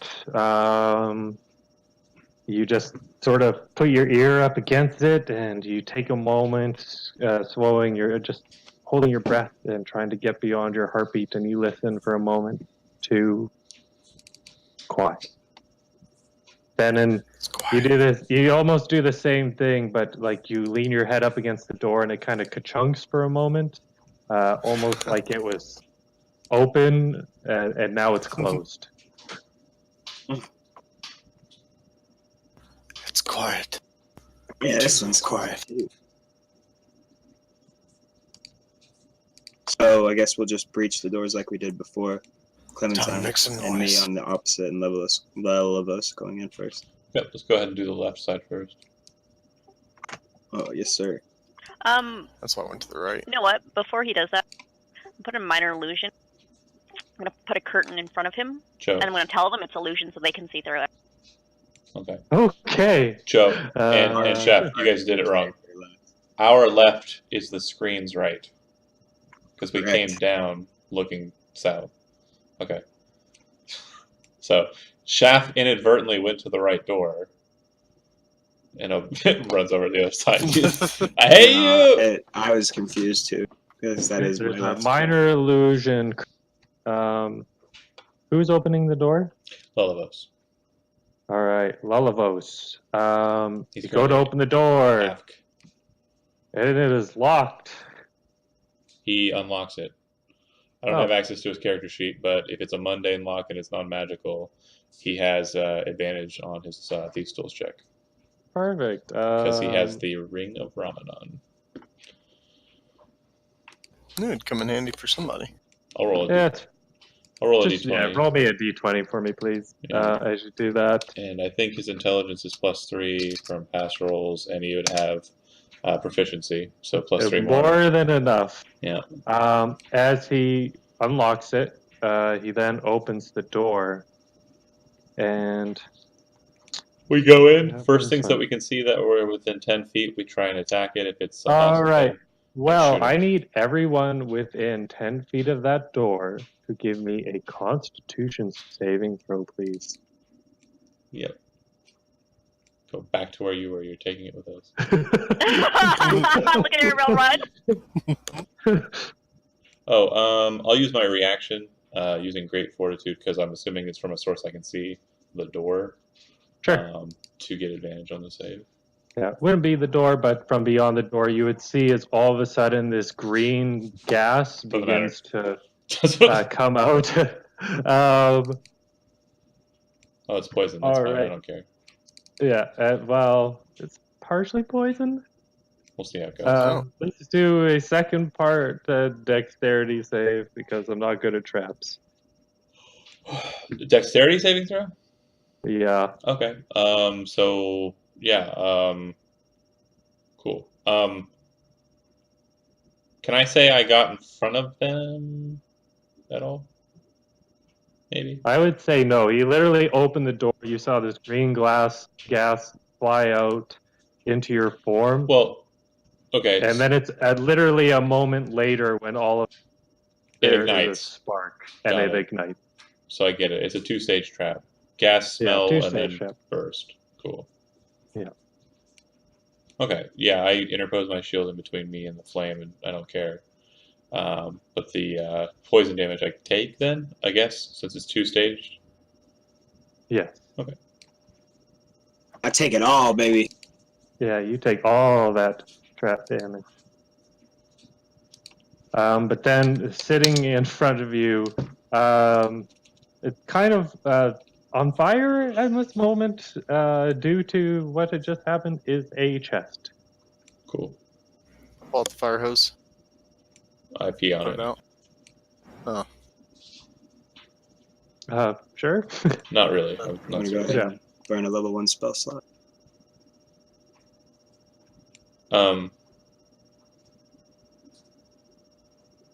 Okay. I'll hit it with some water for my water skin. Sure. It's more than enough. Like, the ignition source isn't enough to keep you guys alight. It's not enough to keep this in flame. You get it? Okay. It was a trap meant to deal with softer individuals. Then I pass my Is slightly emptied water skin back to Searshaw and then go look in towards the treasure chest. Sure. I'll pull it back up for you. Yeah, the simple sort of dark wooden chest. It seems to be sitting on a bit of a shelf or a table just up against a stone wall. And it looks like it has a lock. It does look like it has a... It doesn't have a lock, actually. It just has like a sort of a latch. Okay. You would assume that whatever the lock was needed was on this door itself. Okay. I'll make sure someone checks for traps. Go ahead, Airmill. Investigation it up. It seems fine. Yeah, takes a look at the item. He begins running a blade, checking into the lock itself. He's not finding anything that would indicate a trap on this. Pop it open since you said it wasn't locked, and what's inside? Oh, right. So, for this one, you find something maybe not what you were expecting. You see a bunch of what you could only suppose is some dried mushroom. Ooh, yeah. Oh. Same stuff we found with Fairy? No, I'm gonna say give me just a straight wisdom check.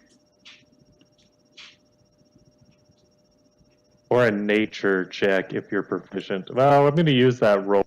I think it is. They're Mushrooms. they're mushrooms, but these ones are dried. They could be, is like what your brain is telling you. Maybe? Yeah? How big was the chest?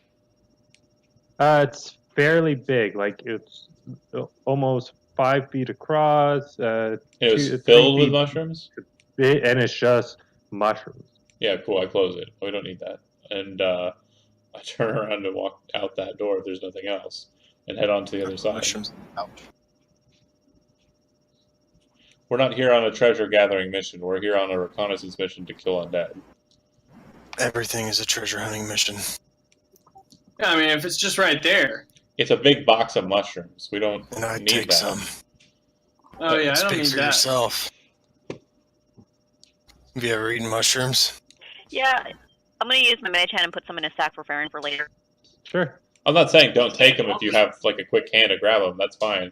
I'm just saying we're not going to try and work out how we're going to take a 5-foot-long chest full of fucking mushrooms. Probably weighs like what, 400 or 500 pounds, maybe more. Bag of holding.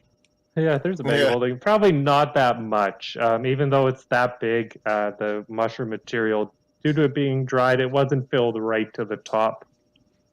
Yeah, if you brought the sack, I mean, and you want to have Airmill help you shove it in there, that's fine. Yeah. It sounded dirty. But yeah, if you want to grab a big box of mushrooms, it's fine. I'm not going to stop you. I'm going to tap my foot Damn right you in won't. an annoyed kind Alright, of face. Emerald, are you gonna help me? John, I'm not sensing any kind of character voice here. I'm going to need you to get in character. I was actually, as a player, describing what my character was doing. I wasn't talking. I said she was It's a future reference. annoyed face, and she's tapping her foot. Oh, we take the mushrooms. All right. It could help regrow Typhon's arm. You don't know. This one's the reason you told him he couldn't have them.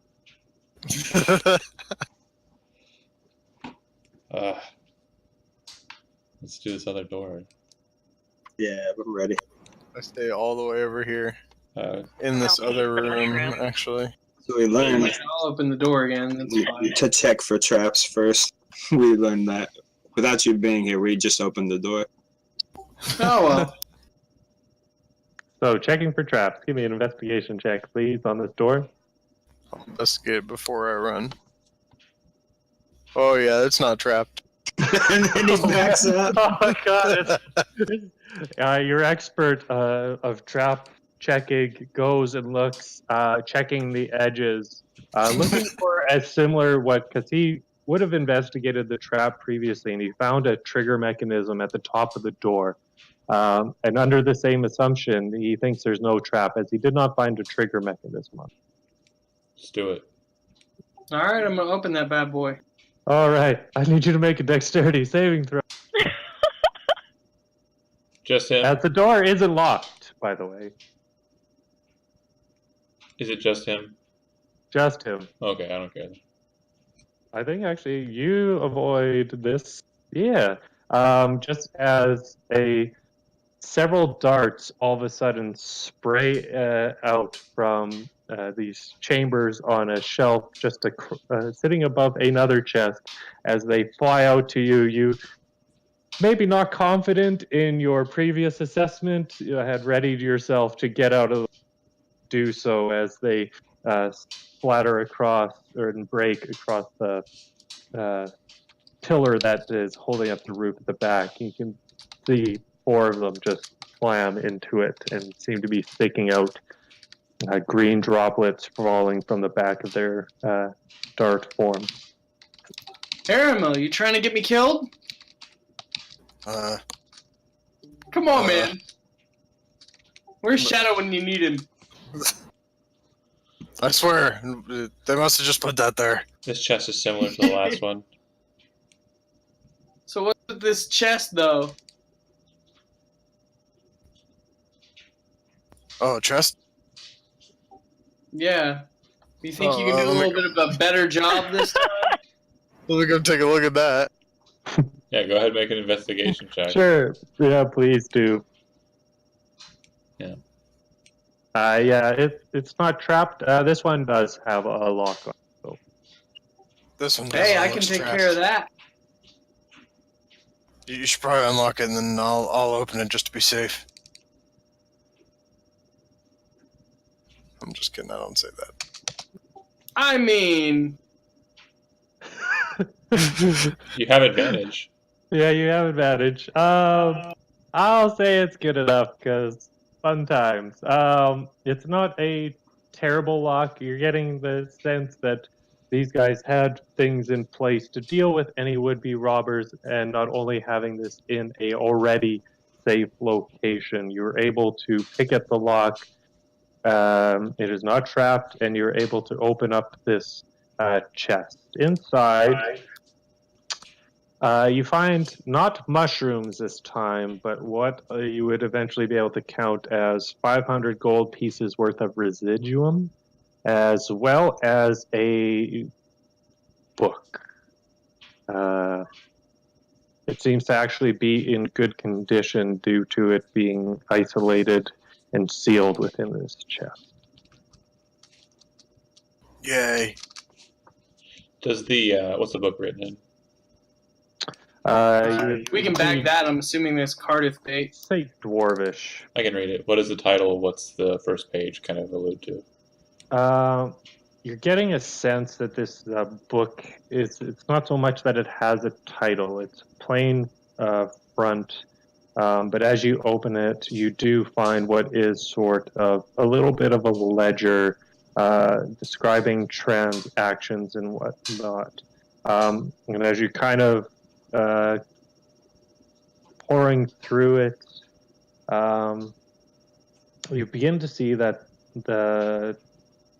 what were numbers and names and dealings changes, and it then becomes more of a almost journal. Okay, for later. I'll shut it and I'll walk over to. Is Searshot carrying the 50-pound bag? Yeah. Yep. That's adorable. I hand her the book and give her a nod. All right, I'm gonna add it in. And this place appears cleared, so we're going to go back to those ladders and get out of here. Sure. Sweet. Nothing more to fear from this area. Once back surface-wide, we haven't really gotten a good scope of the city. We did see that statue over there. How tall was the statue? The statue seems to go up to around 25, 30 feet. Not too high. And the one thing you would notice about this area here, this part of the city, it's not open as much as the rest of Dighgrum. You're finding it to be very low ceilinged. There's points where, like, for those of you with dark vision, like it could get as low as 30 feet and get as high as 100. But it's very like rough roofing or ceiling here, all seemingly natural. That's fine. My main concern is, again, it does seem like this is a complex, like there is a bit more to it than we're seeing here. So Yeah, basically, like we have an idea that there are just loose. It doesn't seem like it's a concentrated undead effort because we haven't been assaulted by anything directly as we've been messing around. Nothing, no reinforcements have arrived, right? not as of yet. No. Okay. So I mean, we can go ahead a little further, but my general assessment, the mission's accomplished. We figured out what it is. There appears to be a nest of undead. They're probably loosely controlled by some necromancer, which Aramil was able to scat out with his primeval awareness. But it's well beyond. I mean, could we get to that guy right now? Could we just walk over to him? Is there a lot of undead in between us and them? Nope. He, as far as what his feelings are, yeah.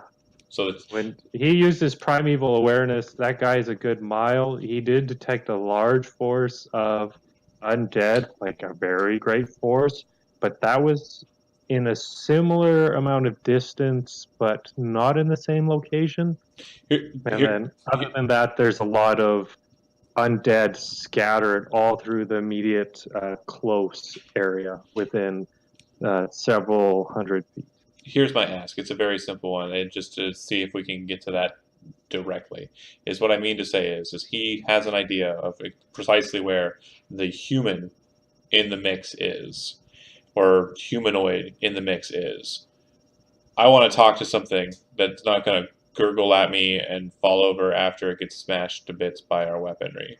Can we go directly to that, or would it take us through a throng of undead? He would have been able to determine that you would be going through a throng of undead. So then the mission at this stage for me is accomplished. If you guys want to continue a little further in, we can. But what I'm saying is my goal was to find out where did the undead come from and what was the nature of their organization. The nature of their organization is loosely organized, not concentrated or controlled directly, if at all. And it doesn't seem that they're responding very quickly to negative attacks against them. We've killed several of their kind, and we have yet to see any repercussions. So sorties could continue into this portion of the city, and exploratory sorties can continue. So more of the bag of holding kind of mentality things can, Aramil style things, if you want to climb on ceilings and do all that. The nature of my organization is to kill all the undead. Well, then, They're kind of frustrated at your words and just looks at you like no, like why would you leave this problem for someone else? Are you scared? What was the number of undead again? 386 billion. He's counting probably with anywhere in between 40 and 50 undead. There's an odd source of undead that is quite close to your location. Let's go deal with it. And then there's multiple, like, northeast and east and northeast. The biggest concentration coming north, and it also that concentration seems to descend downward is another thing you would notice. Okay. So the closest amount of undead, the closest and largest amount of undead, let's go to it and deal with it. Now, again, I look to Stenin as he kind of takes a displeased look at me. I say to him, yes, it is our mission to deal with the undead. That's correct. If they're a pertinent threat, exactly right. but they're not rushing to go meet us at our cavern camp. The one that probably straggled to us was probably a mistake. So it is a threat, I agree, and I do not like undead. I agree. But what I'm telling you is our mission in this was to respond to a threat. If it's not truly a threat, we're seeking out problems for problem's sake. We're not Treasure's sake. retorting. Do you understand what I'm saying? Treasure and fun. You forgot those. No, I said that's fine. We can go ahead with exploratory missions into this part of the city. I'm saying that this was not my mission. My mission was not Sounds to like you're saying a lot. have a good And it time. doesn't say fight. Airmail is interrupting you. She shakes her head. Typhon would fight. Take They're an us. abomination. They don't belong in this world, especially so close to where so many innocents are dwelling. Great. I agree. But here's what I'm telling you. Is if we go and deal with them now, great. Let's go. The closest sort that we can find. If you want to go and deal with all of the undead and all of the creatures that live in this place and be a hero, enjoy. If you happen to lose an arm or a life, then that's it. Or we can regroup and get the best people for the job. It's entirely up to you. I'm just saying that Maybe we should get the one-armed Typhon. we can He's progress. saying I'm weak. We can progress, but we don't need to progress. If you want to progress, then let us progress. It's no longer a necessity.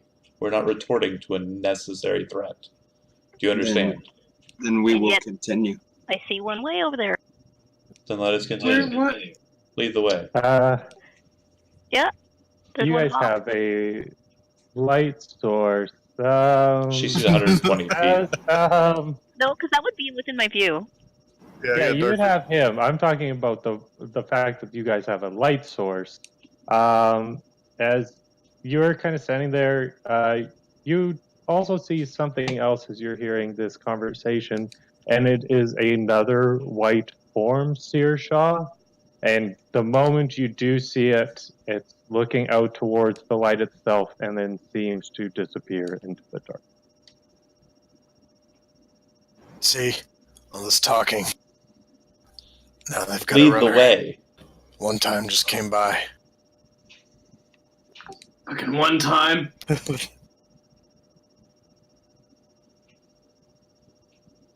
I don't know. After all this talk, maybe we really should get Typhon. I never expected this. What do you need Typhon for? You never expected someone to me. calculate and plan? Apologies. No, it must Perhaps be too you used should to get Typhon. Typhon. I mean, When he you'll, gets within 60 feet, I'm going to hit it with acid. Sure. you'll have a grand old time. Losing You arms. guys just watch to argue as zombies begin to approach. Oh, I don't care about zombies. Zombies aren't a threat. They're not a threat. I don't even. I'm letting them argue while I watch this. Yeah, I'm not even rolling the deck save for the thing. He ain't gonna. I don't fucking care. Pardon my language. But Who also a fucking zombie cares? you hear moaning coming around the corner. This one continuing to move forward. Dude, I'll- Shaft, they have 9 AC and they can't hit for shit. They're not a threat. That Let's be clear. They have 8 AC. sorry, that guy who got killed, whatever his name was, he deserved to die. He was a named NPC. Okay, that's just how it goes. Oh, Rylan. No, I just heard undead. Well, I get you. You're Just saw some blood in my eyes. space cap. I get it. And necromancer equals treasure, usually. Sure. Again, my motivations are slightly different.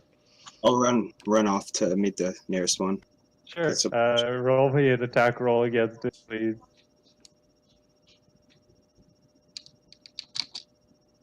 As they're having this argument while you're just totally living I'm just throwing acid while they like fight. yeah, walking deading this thing and being like, all right, I'm gonna kids. You two hit it in the head. It's still standing. I'm gonna say it's gonna take an attack against you. Because sure. But yeah, it does nothing. Its acid is causing its limbs to fall away.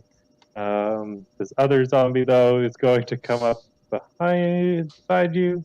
and try and take a hit. Come on, crits. Yeah, you take 4 points of bludgeoning damage as the one that comes up beside you Oh, just slams its arm man. onto your head. We got to kill every single one of these guys right now because it's a huge threat to the camp. They have all the treasures. Just saying. You shush. Hey, who said that? Was that Clementine? Because I didn't hear an No, in-character voice. It wasn't an in-character voice. It was just me being a saucy bitch. Hear the fear in your voice, Lady Clementine. I'm not afraid at all. Man, your voice is Sure, very that manly. melts this one. He dies. I'm just waiting for someone to make a decision while they go on and on.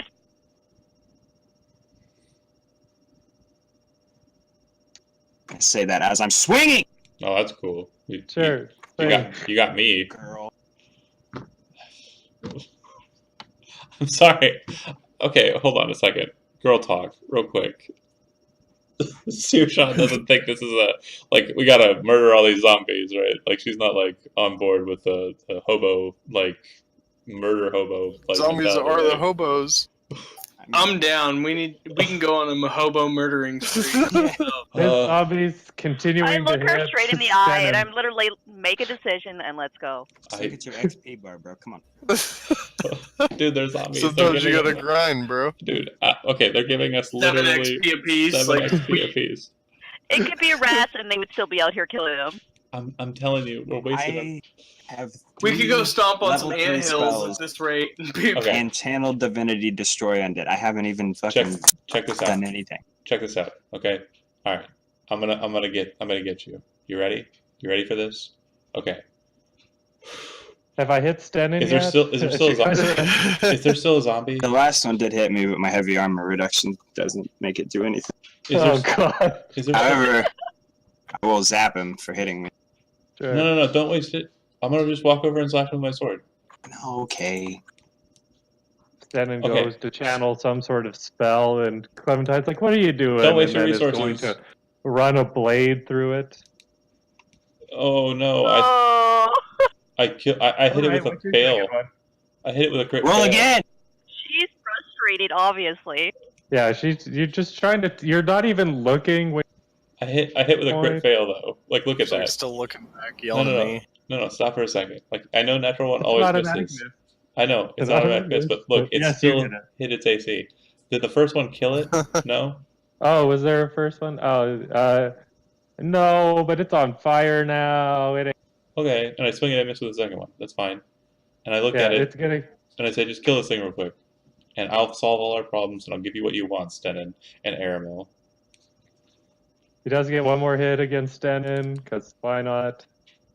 Heck yeah. And then it dies. It dies horribly, right? It dies horribly Okay, in great. flame. I'm not even gonna roll. So I raise the sword straight up into the sky. I tap my shoes. The wings unfurl from the sides of the boots and lift me straight up into the air. How high is the ceiling above me? You're about 30 feet you could get up. I go up as high as I can, and I swing the sword out and kind of just cause it to blare as brightly as I can. And I yell as loud as I can so that it echoes throughout the cavern. Faustvon, come and meet me in the field, now! I will destroy every single one of you, and your master! Come meet us! Meet us, meet us, meet us. And That's I hope better. that every single one hears it and comes. I laugh. I descend down with the sword in one hand and the shield in As the you're- other. As you finish yelling before you come down, I'm gonna yell and cast Thunder Wave. Just to do it. Oh, yes. Into the air. Boom, thunderwave, and You yell out, bagpipes. and then all of a sudden, the bagpipes are going. The loud banging sound. As I land, I look at Stenon. I look at Lilibos. We're doing it, but we're doing it my way. And I turn and I start walking back over to the barricades. All right. I'm gonna go here, and I want a bottleneck. If they're coming from that road, then we're gonna hit them right in that bottleneck, and that's the only place we're gonna fight them. Stenon and Lelivos, you're gonna hold the neck. I'm gonna be right behind you with a blade, and Aramil, Searshaw, you have 2 jobs. Job A: fire into the fold before they get to us, peppering them down, and keep our backs covered so that if anything comes from the other side of the city that we're not aware of, the Switch entry me. point. Deal. These are towers and airmail and I can get up on? There's houses. Yeah. Okay. I'm going to say, for the sake of brevity, as you guys prepare your defenses, get up into towers, take defensive positions, this is like a Walking Dead where single file lines of zombies come out slowly shambling their 20-foot speed, and you lay into them with spells, arrows, and whatnot over the next probably 5 minutes. Okay. And how many do we kill? You kill about 9. Great. And that's the only, and after 5 minutes passes, it just goes still and nothing else comes to us. Just still and quiet. There's this weight within this room, this heavy, stale air, but that's like, there's no noise. It's That's quiet, been there. at least where you are. It's been stinky the whole time, right? Yeah, Okay. it's just stale. All right. After we Really murder the stale. zombies and basically stomp on those anthills, get them crushed nice and down. I look to Stenin. I look to Aramil. We need to report back, but I absolutely agree that either one of you should lead a survey team into this place for exploratory purposes and deal with whatever's in here. If you wish, we could continue forward in, but I do want to make sure that they understand that there's not an imminent threat of our corpse, that we're not going to be swarmed by undead after the death of Rylan. Do you understand? It is obviously not an imminent threat if they are not coming to what I have sent forth to them, my challenge. Do you agree? I know it wasn't as epic as I wanted it to. I gave you what I got. I gave you what I got. I tried to be everything you wanted me to be. Stop looking at me like you're mad, please. I tried. It's just my face. I'm not mad. All right. John Dupre comes out of nowhere and hugs Stenin. Stenin is visibly displeased. Oh no, for sure. And she doesn't seem like she's displeased or pleased or anything. Basically, the feeling that you keep on getting from her is she's very even-minded and even-handed in her judgment. She wants to make sure that the camp knows that this is not like, oh my god, we're being attacked by undead and this is a really bad deal. No, I Can got you. some of you bring sending stones? Oh yeah, I have a sending stone. That's right. For sure. I I tell was them, waiting for you to finish. There you go. hey, it's Yeah, not an imminent threat. It's 9:30. I have work tomorrow. I wondered if that's what it was. That's all you had to say. Everybody knew. We all know you don't have to try to hide it. I mean, I can go for another 30, 40, maybe an hour. I mean, if you guys want to go in deeper, but I mean, I'm just saying, like. I mean, I'd be Are- down for wait, I guess hold on. one more fat combat. But Are you wanting to end it? word. It's not me wanting to end it. I will just say, depending on what you choose to do, there's potentially long combat. Well, that's what we were just trying to get.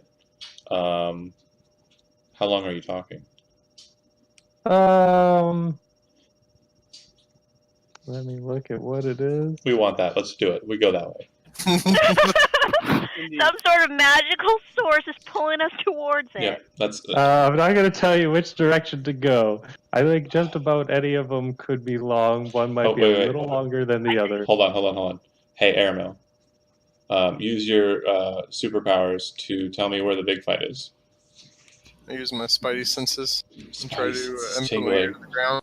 Just put us on. Okay. Or Just put us on the battle map and just get us. We'll just go. I mean, hell, if you want, Sure. you know what? We won't even surprise them. Just pretend to be surprised. As you do that, let me just grab your tokens. Okay.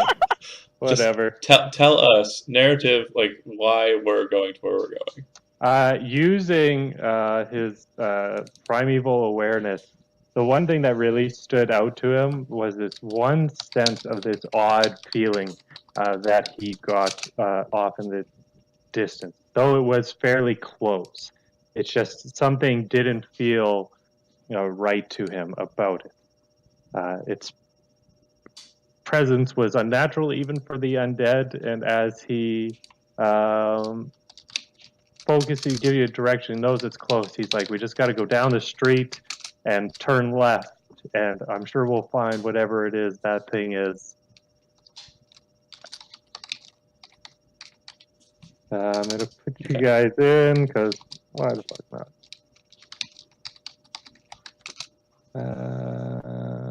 Where?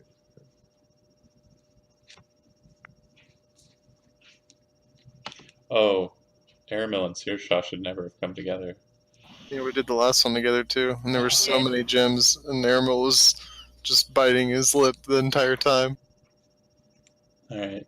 Okay, here we go. We're going to go around the corner, same formation, hold. Not because I look at every single one of you. We're going to deal with this main threat, Aramil, Stenin, Lelibos, Searshaw. Once we've dealt with it, we're going to retreat back to the town and regroup. Alright. Okay. You forgot the loot step. Oh, right, sorry. Loot, and then retreat. We have to at least deal a large enough blow to make a dent. We can't allow them to just fester down here and continue to grow their numbers. Yeah, I agree. Then it would become a threat. That's what we're doing.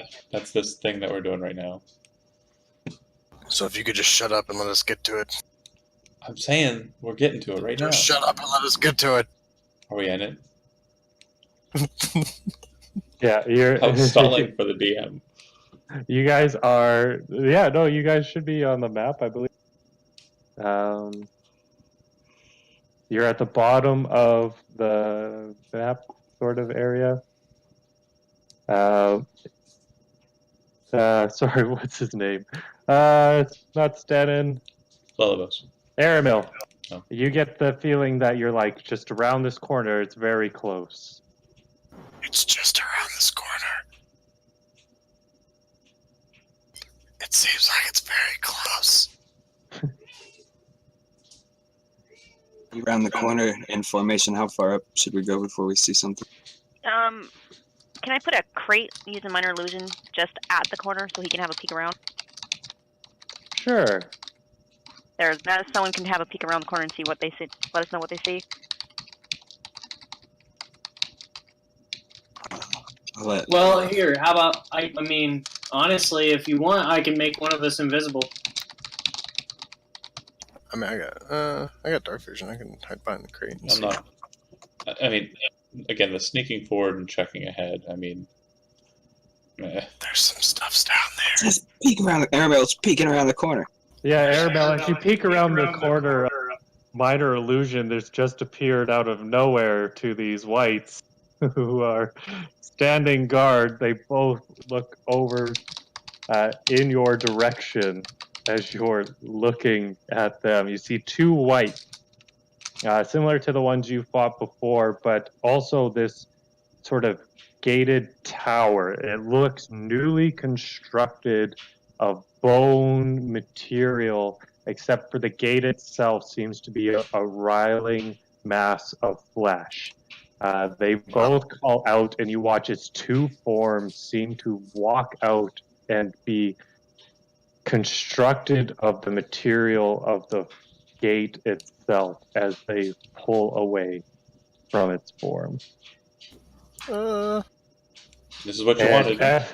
As a result of the magical crate that formed for peeking purposes, you can all roll initiative. She crosses her arm and she looks at Aramil and she says, "This is what you wanted." Let me just clear this real quick. We got this. I'm just being the nagging mom right now. Okay, Ooh, 9. you guys all wanted to do a fighting. I should have crawled on the ceiling. Oops, that was not wrong. Death to the interlopers? Death! That's no normal rabbit. Oh, yeah. I love feet. And as they begin to all run forward as I roll initiative, it is they call out loudly. You see their what seems to almost be their woven flesh. Where's the initiative button?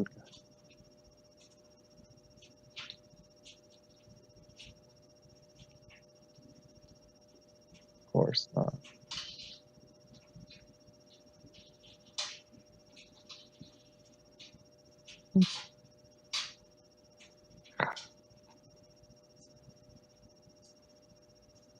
Sorry, guys, 1 second. Sure. All right. Is that how many zombies we're about to kill? No.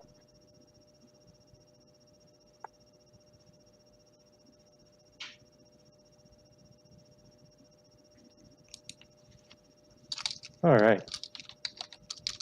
So these writhing masses of flesh for you, Aramel, have just emerged from the gate itself, almost pulling from its form, and have begun to chug in your direction, both whites drawing bows towards you. Clementine, you are first to act as you have been kind of peer pressured into continuing on into this investigation. Yeah, so it's coming straight down the road, right? Yeah. Okay. So why am I not on the initiative order? Because I rolled a 24. Who's that? Lullabos? Mm-hmm. Yeah. I think he cleared it just 23. after you rolled it. Yeah, I had to Yeah. re-roll and then edit my number. I just added you. I'll put you at the top. Oh, okay. My bad. I'm sorry. I missed that part. I move to a position at the center of the road. I throw my shield out forward. I drop low and get like kind of crouched down on my knees and kind of set myself. Sword behind me, blaring. I take the dodge action and I just set myself ready for the charge. Lullabos says you were supposed to be first. You go ahead. No big deal. I'm gonna come around the corner. And I'm gonna drop a cloud of daggers on this spot. Hold on, right here.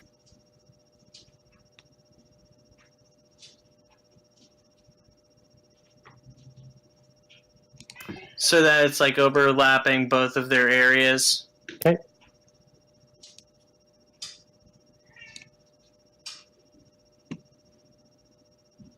All right. Let me just get these going thingies here. Do dex saves. Oh no, there's no saves for that. Oh, there's no saves. It's just damage. Cool. Yeah, and they take it at the start of their turn, so. All right. And anything that moves through that spot also. Sure.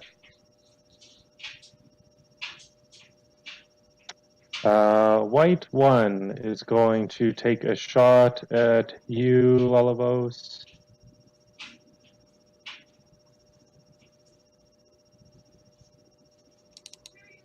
And then the other one, oh.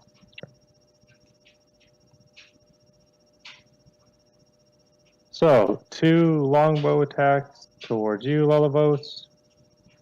Tink, tink! Oh, those aren't supposed to be at disadvantage anymore. Oh well. Tink, tink. The second one would have still missed. Yeah. They were both I And 17. it's the same roll. Yeah. Oh, 17. All right. It takes 2 arrows. They fly out into the cold, stale air here and just clatter against your armor, doing nothing. Venom.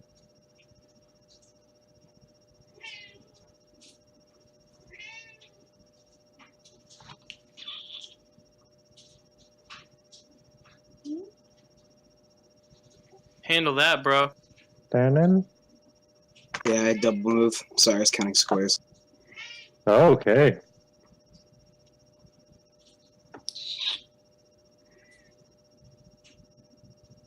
Yes, trap him in that spot. How the hell did he get there? Oh, 60. Okay, got it. All right. Well, this thing is going to take 2 swings towards you then. Guess I was out here. 22 versus AC and 12 versus AC. The 22 will hit, and I'll react. I'll take 10 damage from that, but also this thing happens. It's a DC 14. Just gonna make sure that it takes the bladed damage as it is currently striking at you. You respond with your rebuke.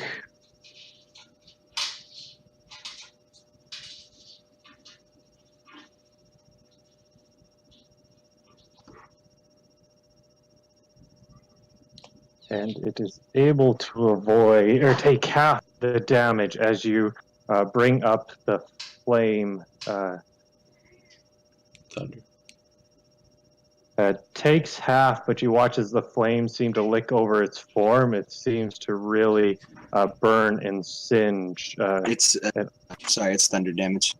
Oh, it's thunder? Oh, you got a special thing. It's thunder or lightning. Yeah, That's it's not Tiefling Rebuke. It's or Storm Domain, Tempest Domain. Gotcha. All right, well, you do 3 points of damage then as the thunder lashes into its form.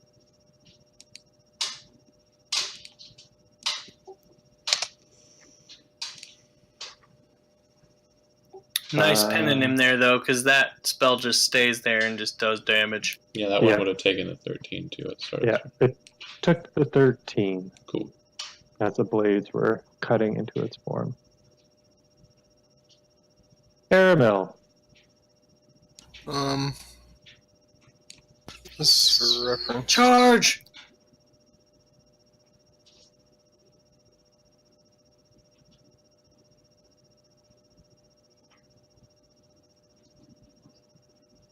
Oh, it's a bonus. Okay.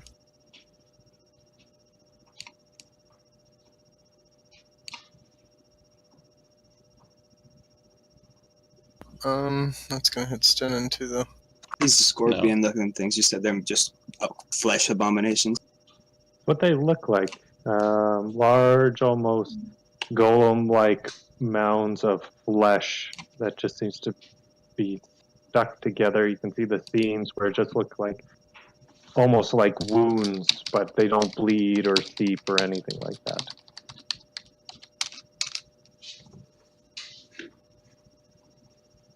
Okay, good point. Alright, I'll cast that Hail of Thorns. Okay. And shoot this one. I'm on the ruler. The one to the right. Roll me the attack roll, please. 19 is definitely going to hit.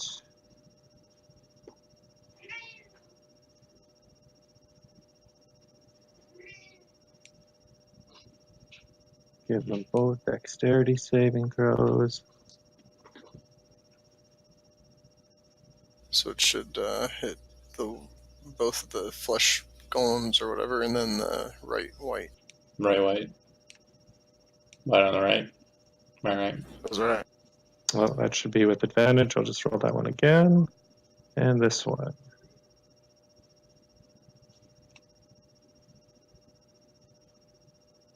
So as your arrow, you channel a little bit of your natural energies into it. These thorns seem to come out of it, just sticking out lightly from it. You release your arrow, it flies out, striking the flesh golem on the left-hand side. As it buries into it, it's going to take the full 12 points of damage, but you're getting the feeling that this it is sort of your favored enemy. I'll say it works anyways. Fuck it, homebrew. It does seem to sink in deeply, you knowing where to target into these seams.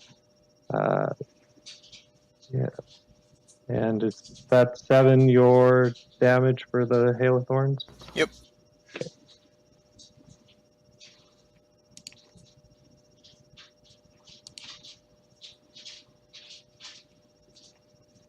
Cool.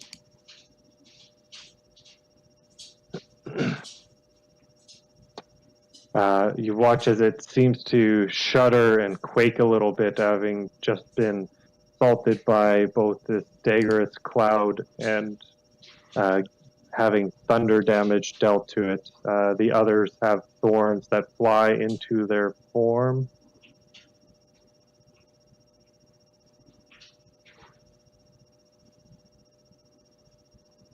And take the damage as well, though not as much as maybe you had intended. All right.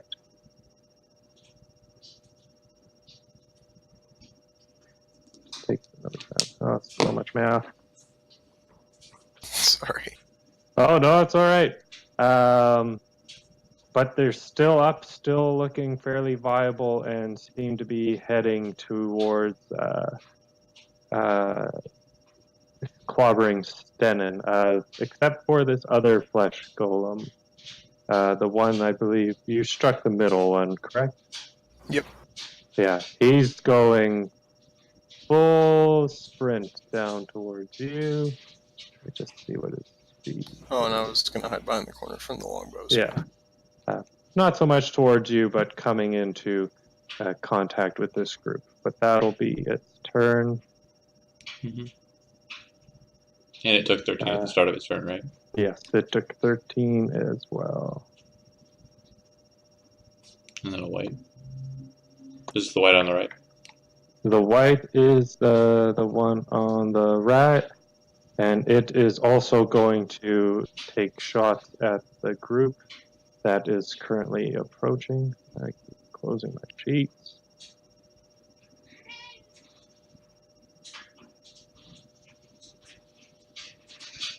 All right, it's not going to open. Having a little bit of lag. Sorry, kids. And 2 longbow towards. Missed everyone in the group. Even Sairshot could have blocked it. Great, perfect. It takes 2 shots and they sail right over the group. You're not even sure who he was aiming at. Speaking of Sairshot. Sairshot. All the stuff going on, and I don't see anything. You don't? Okay. Oh. No, because I'm hiding behind the Oh, wall. I got you. I was like, oh, did I not have you out? Okay. Saying to myself, you should be able to see everything. As you come around the Yeah, corner, okay. you see a flesh-eat creature beginning to make its assault toward Lullabos and Clem. And then you see a flesh golem further up ahead and 2 whites currently engaged on Stenin. Any support you can give Stenin, give it to him. I think me and Lullabos can deal with this thing. I was trying to see how far I can get. Yeah, you know what? Oh, they're ranged up there, aren't they? Even though Clem's currently internally scolding Stenin. Rushed forward. Oh, I do reach them. Yeah, I'll have to tidal wave them up there. Fool! Gets out the ruler, smacks your hand.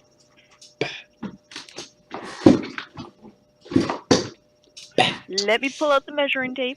Are you hitting both whites as well? Huh? Well, what I want to do it is because I want to do it up against the gate so it misses spinning. Okay. So basically, it's going over the top of the gate. Right over across, yep. Yeah. So the flesh golem was going to make his save. The 2 whites, though. Yeah, I forgot to do disadvantage. You said flesh golem? Yeah, it's a flesh golem. Ish. He said it earlier too. I made big eyes. I didn't see the big eyes. Can I see those big eyes real quick? Gotta need those big eyes. Because, yeah, it's a good time. Alright, so the white on the left is going to fail, but the one on the right is going to pass. He gets knocked prone.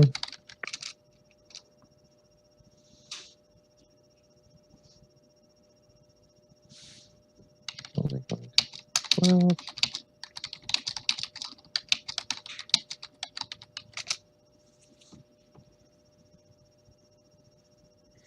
And the flesh golem is able to brace itself against the swelling water and is not knocked prone. We'll just call it a flesh golem because I'm counting it as undead for the purposes of this. Don't you worry now. Me and this other guy, we're just having our conversation. So just doing a little side DM chat. Sit, nothing. Okay. Don't you worry now.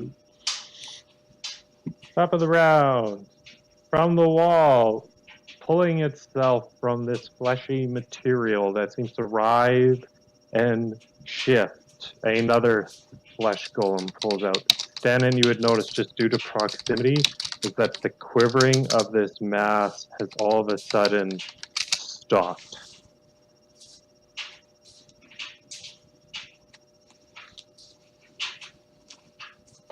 And with that, we'll go to Lalavos' turn. The writing, you said the writing on the gate. Yeah, this whole sort of gate, it's almost like a wall, and it just was writhing and moving, and as this flesh golem moved out of it, it just seemed to halt. So there's 3 of them now, right? Yeah. Oh, that's That guy takes 13.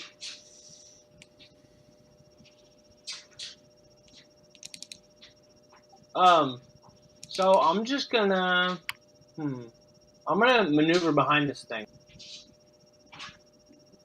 as best I can, I think.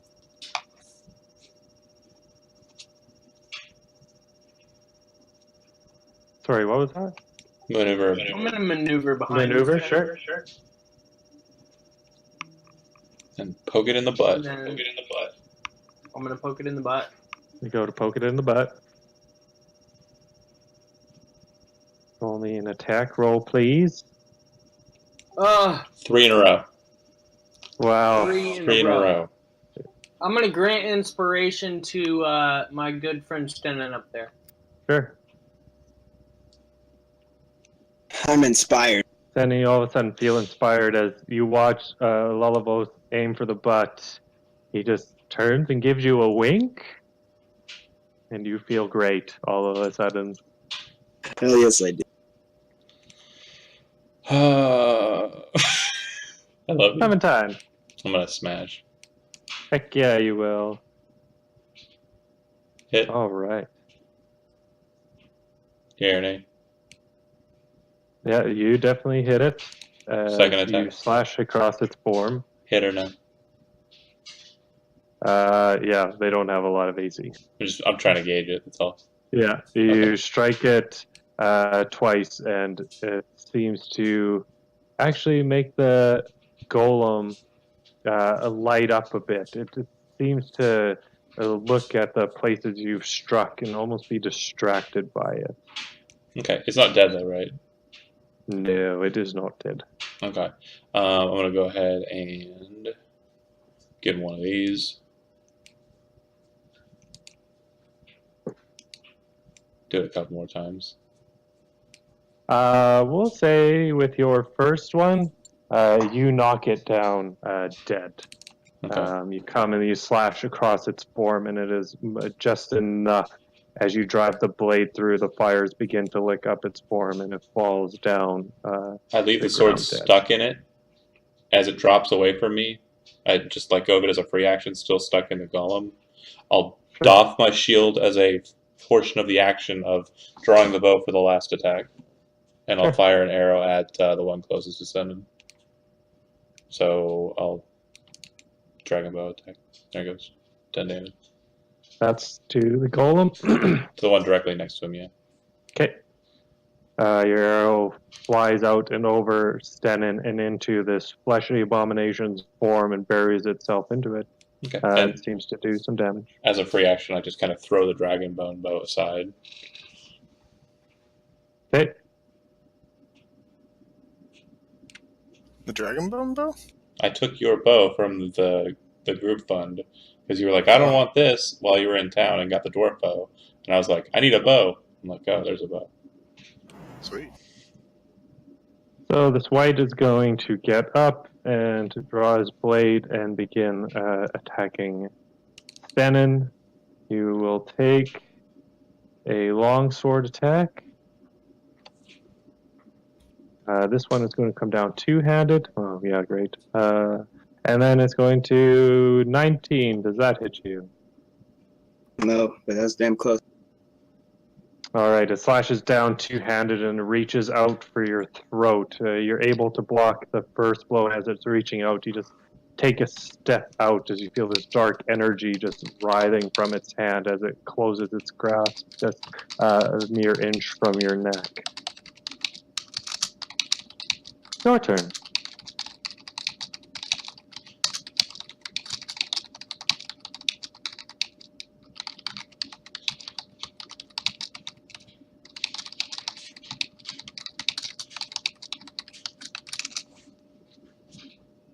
Denon. These spirit guardians. It's just like an aura appears around me. Oh, good old spirit guardian. I'll also drink a healing potion.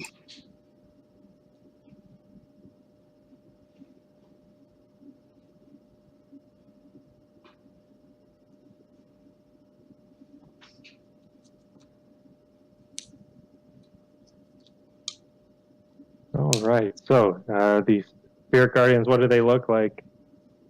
They are angelic humanoid creatures with giant butterfly-like wings All that right. resemble the holy symbol on my armor. So those very like humanoid butterfly spirits begin fluttering around your armor or around your form, seemingly striking into the forms around them. The top of the flesh golem's turn. He will take the 6 points of damage.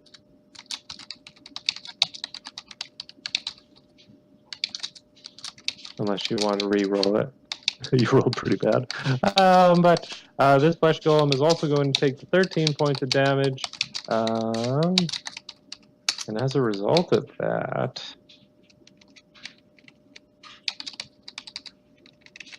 I need to roll a d6. Uh-oh.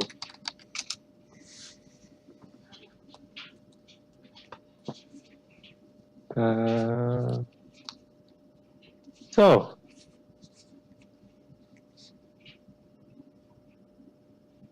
well, it's going to attack you as you're rated.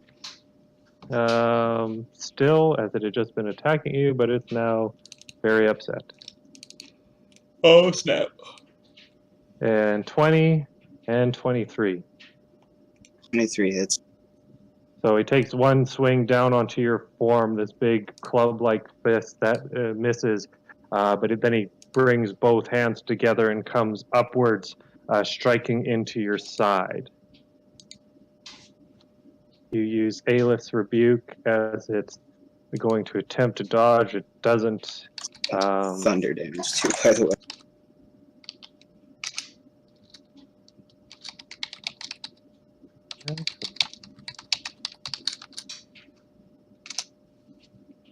And applying the thunder damage.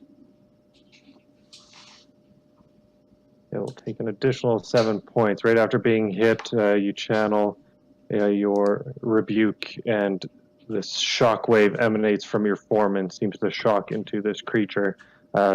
Still seems to be well within the fight, as it is recoiled ever so slightly. I appear to be getting my ass whooped, but I'm not gonna say that out loud. Did you remember to use your thing? Your inspiration to add to your AC? Oh no, I didn't. I could have done that on the 23. Don't forget, friend. Jeremy, I forgot that I had that. Would you mind if I rolled a d6? I'm gonna say no because you guys are kicking my ass. So Fair enough. Also, it makes my cross my arms look at you upset, like more just poignant. Okay, I won't get hit next time because I'll remember. yeah, Airmill. Yay! Step out. Sorry, what's the red dot? He was prone. He's no longer prone. Alright, all hunters mark that one then.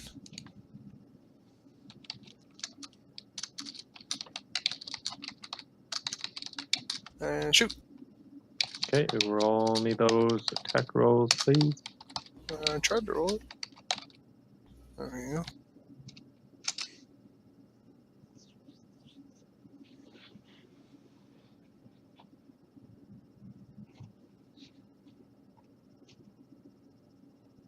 All right, so 21 will definitely hit, and so will the 16.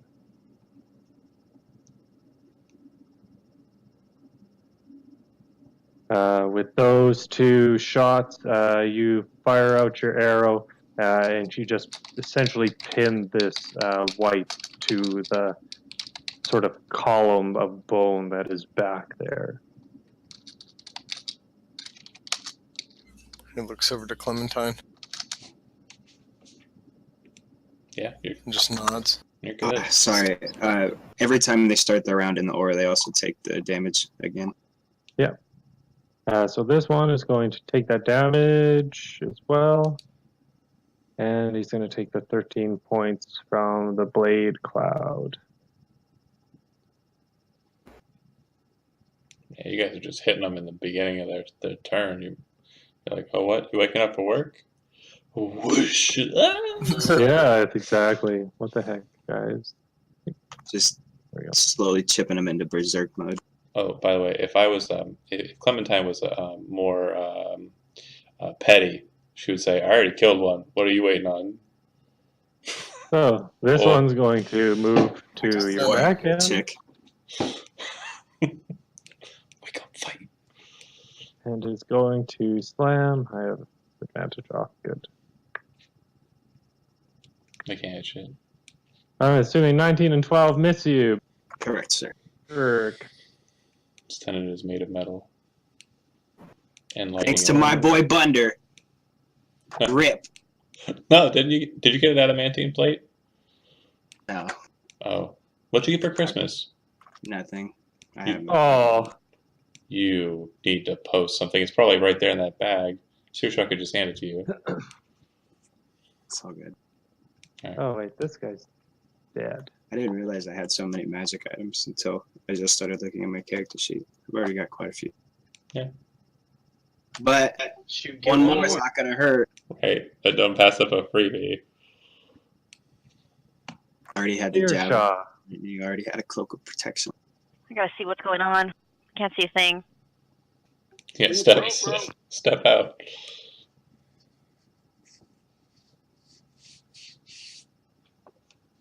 Who's still up? Everyone. You've got 2 flesh golems and 1 white ahead. You can see that the flesh golem beside you is down, and 1 white is seemingly pinned to this bone sort of column or pillar. I have no idea where this flesh golem came from. I didn't see it. Yeah, it just kind of came out of nowhere. You must be blind. I saw it the whole time.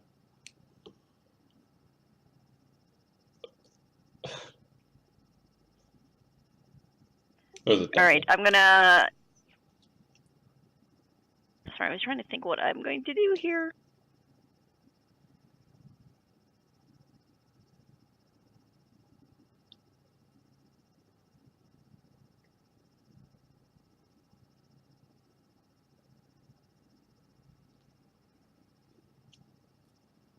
How tall are the buildings beside me here?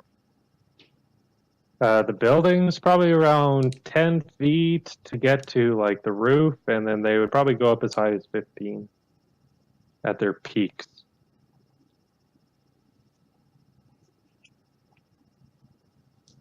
Yeah, I'm gonna get up on. I'm just gonna get my boots to get up on the building for my last bit of movement, Sure. and I will hit the construct because I'm trying to get closer to Sten in here.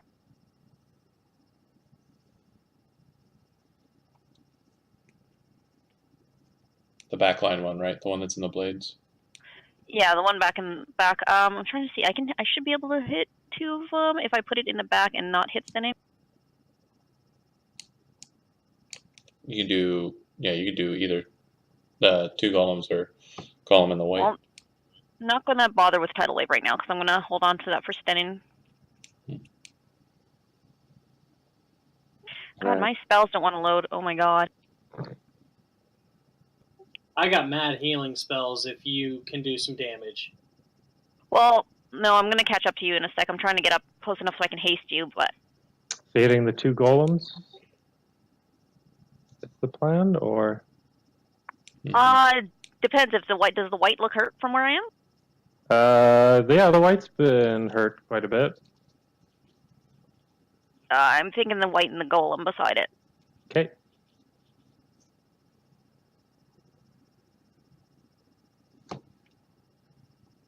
So, white will save. Look at that Okay. white. Saw it And coming. use my good rolls on the white. Apparently, he does a lot of snowball fights down here. Does tons of snowball fights. And a They 15. saw it coming. Yeah, all of a sudden this conjuring of snowball fights and past memories of their flesh know exactly what's coming, and they dip and dodge out of the way, taking half the damage.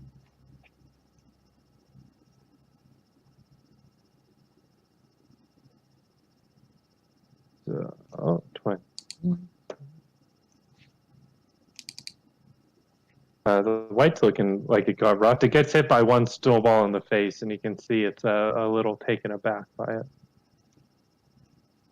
Anything else for your turn? Nope. All right, Lalavos.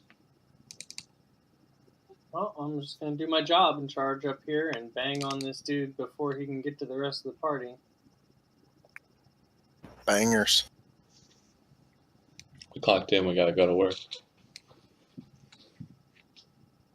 That's right. That'll hit as you Nice. stab into its leg. You draw your blade out. This one is more reddish blood coming from it. As you would draw it out, it now knows that you're there. It's turned its sort of globular, fleshy, what you would call a face, towards your direction. And I would assume after keep on trying to mess with the bagpipes and get that into your mouth, you just after missing so many times, you just let that go, and you just go to town. Sometimes you got to just let it go. You know, Let go of your big old pipe. it happens. Let Exactly. it go. Also, bonus action, Stennin, I'm going to healing word you. Thank you, sir.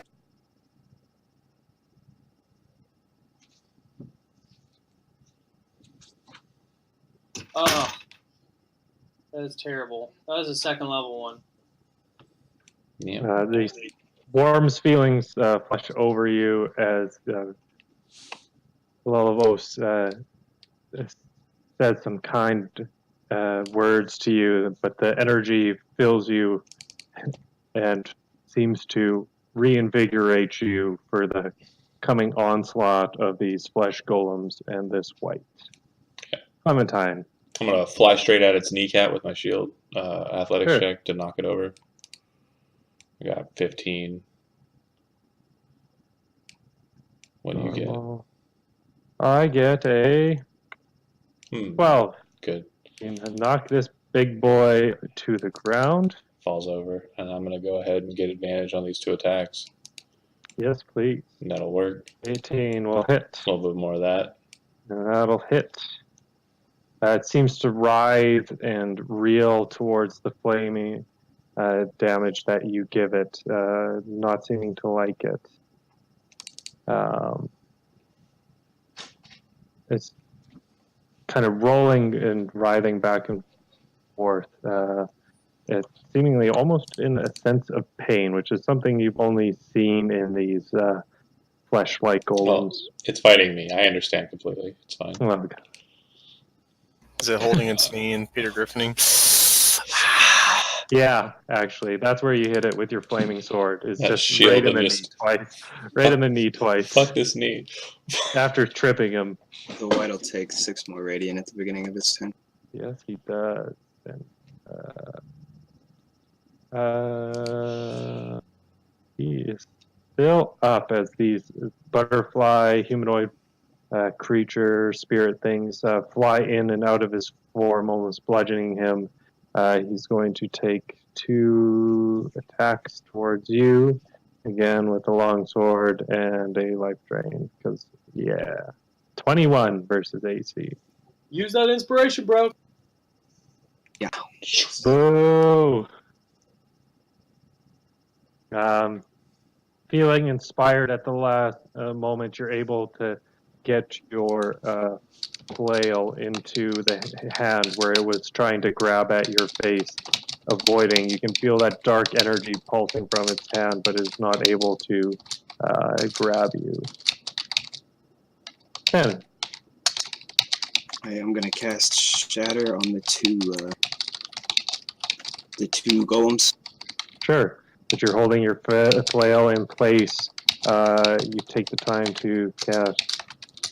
And the damage is automatically maxed from a Tempest thing I can do once daily. Ka-choom. So 8. 32. Ugh. I had flesh golems. All right. Next time, just lead with that. Yeah, well, why keep us in the wings here? You're like, uh-oh, that Clementine girl showing me up. It's time to flex these nuts. Boom! So, while you're holding up this, your flail, preventing this white from being able to touch you, this dark black energy seeming coming from its palm, you take the time to reach out with your own, channeling your divine and a deity to aid you in this. You all of a sudden create this concussion effect that just slams these 2 constructs. Apart. Oh, 3d8, that's only 24 points of damage. Or did you higher level? Plus 8. Yeah. Oh, you higher. Higher level, there's a 3rd level. Oh, yeah. And as you higher level it, bring in more of the energy, it just shatters them down and into the ground. Nice. The white, is it fine still? It's still alive. Undead alive. Right. It's not dead. It's undead. It's undead. Now it's With dead. that, it's Aramel's turn. He watches all the rest of these flesh golems fall.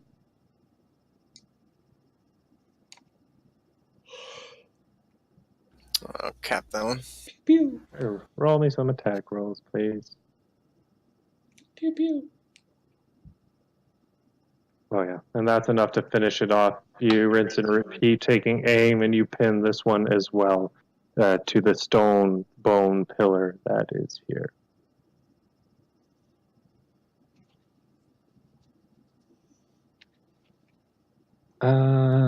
Yeah, that'll take us out of combat. Push that wall over. Sure. Sort of. No. Denon, as you're standing there, you watch as this writhing mass of flesh that is this golem that you just felled with the shatter.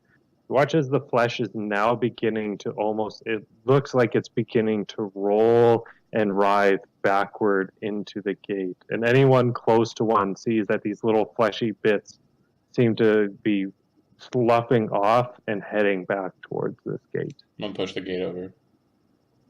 Mm, We're gonna break the gate, is what's gonna happen. Burn it. Burn it. I play Gauntlet Legends, and I know to use magic to defeat death. And that's what we're gonna do. We're gonna blow that wall up. Sure. I need to up. know how you're going to do it. I pull out 3 sticks of TNT.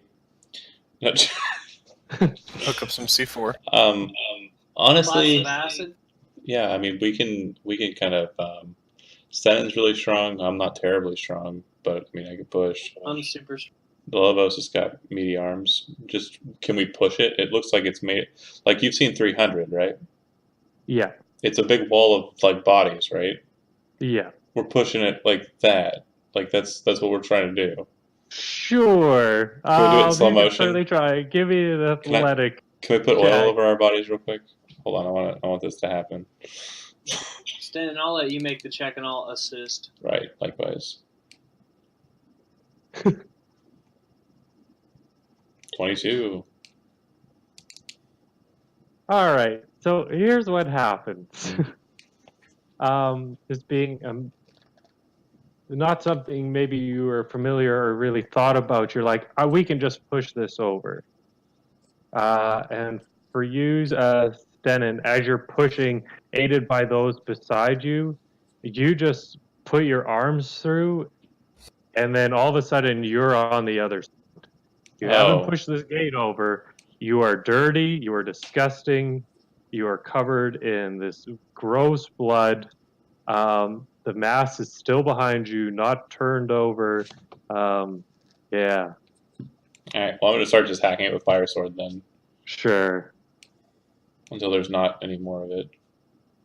I'll say for the sake of coolness, Clementine just like takes her blade and jams it into the middle of it and just watches as it slowly erupts in flame, and that flame begins to spread and spread and spread until there is no wall there anymore. These columns ignite and the bone pillars. So they just char black. This flesh just slowly begins to slough away into this gross, nasty, burning pile of flesh. And that's it. Gate is gone. And you see Stenin on the other side looking through a murder house as he is just covered in blood and other filth. Stenin laughs and looks at Clementine. Well, I guess this gate is another thing you can report back to your master Varn. Seems easy enough to destroy. All right. Well, we've dealt with the largest threat. Let us head back. Because I'm assuming we've been traveling for a little while. We've been walking around the city. So we left it we left it in the middle of the night. Yeah, you would have left in the middle of the night. You probably haven't actually been here that long, but Okay. Probably only 20 minutes, but you've seemingly figured out that you've dealt with the largest threat, at least within the immediate vicinity. And by threat, you mean thing that was sitting there just waiting for someone to stumble upon it and murder it, right? Bingo. Yeah, Because exactly. the main thing from a tactical point of view is that nothing seems to be kind of gathering or grouping when we start a fight. Blah, blah, blah. You're scared. I walk over to Sten and I grab him by the scruff of his neck and I spank his bottom. I just give him a good swatting. Because you know what? You know what I have to say to you, young man? You do not run into a fight like that. You almost got beat up. And that is not a good. Haven't killed me yet. You're lucky. I began writing a song called The Swatting of Stenin. And she took him over her knee and patted his bottom. Imagine how many more of these big creatures could have been created if we would just keep letting one of our citizens go. Yeah, that's... Wait, say what you just said again? Alright, let's go back. Wait. Said, how many more Can we creatures at could the least gate go have this created? room? Like, there's just some corners. I'm up to OCD for that. Oh, you behind the things. We gotta search this whole map. We can't leave this map. We gotta search. Is there anything on this map? As far as on this map, well, you can see this large gaping hole in the ground. The thing that you would notice is that embedded into the wall to the northeast of this map there seems to be a much larger structure. Everything you've seen here is kind of hovel-ish, small, and dilapidated. You see a much larger, finer building where Aramil is located. One that's prime for looting? Sort of? Indeed. You are not helping me out at all. You're like, and then there's this other thing that's pretty cool for you people who don't even like sleeping and don't give a shit about waking up early. John's It is something that Clementine determines would be good to investigate at a later time, as she maybe takes one look at her map and realizes that there's some X's on it that are points of interest, and that maybe it and we try to deal with the rest of this chamber. Hold on, from the because the X that you have highlighted in the paper of interest seems to be like the start point or the entryway. Is that accurate? No.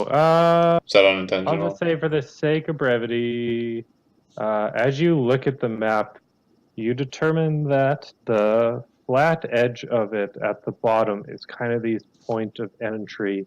And looking more at it, you find that, let me take a look at it so I can give you proper location.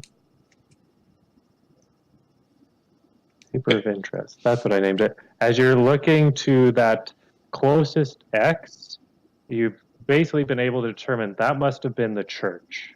The one that's the closest to where we found the map. Sorry, it would be the left-hand side, left from the middle, bottom. So there's those two close together in the dark brown. It's the bottom one. You've determined that that's the church. Got it. Okay.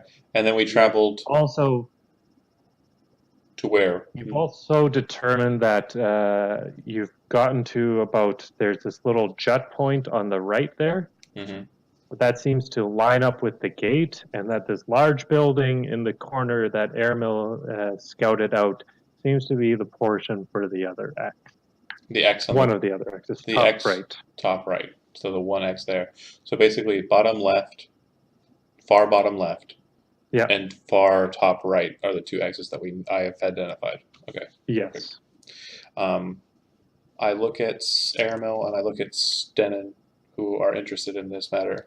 We need to report back. Again, keep in mind, your character has been awake for a full day of labor in camp, and we're traveling in the middle of the night. I understand that Joe Orbick doesn't give a shit in real life, but you got to imagine. Never mind, you don't have to, because you probably built Stennen to be a big old raucous fucking guy who jumps off of cars too. Jesus. You drop This off doesn't of sound like a cars? PC thing to say, John. I mean, what? I don't know what you're talking. Jumps off No, of houses. Okay, I'm with you. we're gonna report back, but I'm looking to the two of you, and I'm saying to you, I have a map, and I explain how it works. Which one of you two would like to hold on to this? I'll hold half. You hold half. Look, I'm not. Pulls out his dagger. Understand, I'm not about exploratory missions. That's not what I do. I will accompany someone on an exploratory mission, but I will not lead one. If you wish to lead one into this portion of Dighgrum, here this will be invaluable, but I'm asking you, which one of you two wants to be the one that will eventually lead that sortie? Out of character, I'm not going to compile a group to try and get into this portion of Dighgrum again. I will join some people in it if they want me, if they ask me directly, but I'm just saying, if you want to be the guy who writes the stuff, here's a map. It'll help you out. Yeah, I'll do it. She hands Stennen the map. Oh, then it won't matter. Has anyone else seen this map? Yeah. Just share it all, because everybody can see it. If Airmill would have a thieves camp. Mm-hmm. He sure does. Oh, you do? Just give me a investigation check as you take a gander at it.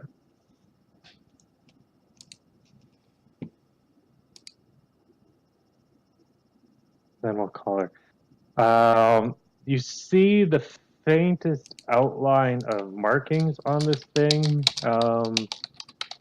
I shine a black light on it. You have a black light Yeah, bro. in the game? Yeah, I mean, all thieves do, right? Yeah, it looks like one of those scenes from CSI of one of those bedrooms where just lots of sex. But actually, no, as you're shining the black light, you notice that each one of these X's has a label to it. Can I determine what the label is? Sure. Bottom X is that's in the non-dark zone is, and the bottom right-hand X in the dark zone both say entry or gate. It would say something like gate, so you would be able to assume that that means entry. The middle X on the right-hand side in the dark, you get the feeling or the name hold, which would refer to stash. The bottom left-hand side, you got a stash as well. left-hand side top, you get a there's a symbol of a container. You would know this for some sort of laboratory or place where alchemy is done. And then the upper right, you notice that it's a symbol that represents a headquarters or a den. Sounds good. So yeah, we'll head on back. And pro tip: if you two, I assume you two would probably want to coordinate and see if you can't muster a team for fuckery. I mean, exploratory missions into this section of Dighgrum. And yeah, Jeremy would be our DM again, correct? any section in Dighgrum, or anytime it comes to this portion, yeah, it'll come to this. And then Chad has his section, which is the left side of the city. I can pretty much interpose wherever I want. So if Jeremy is like, if he's like, you guys set up and he says he's going to run on one day and then something happens, I can hop in for him and just play off his stuff. And then once Jason gets set and going, he's, I think, neighbors with Jeremy. Oh, y'all going, ooh, I can't wait. Ooh, well, ooh. you got the high life and he's got peasantry, so you two should get along fine. Got that. Jeremy, did you say the middle bottom and the bottom right were the entries in Thieves' Camp? Bottom right, and then in the dark brown, and then the bottom it says entry. Bottom in the light. All right. We're gonna go ahead and return back, and I'm gonna go ahead and kill the stream. Sure. Thanks for watching. There were quite a few people in there. Thank you. Thanks for watching, Ian. All right, later.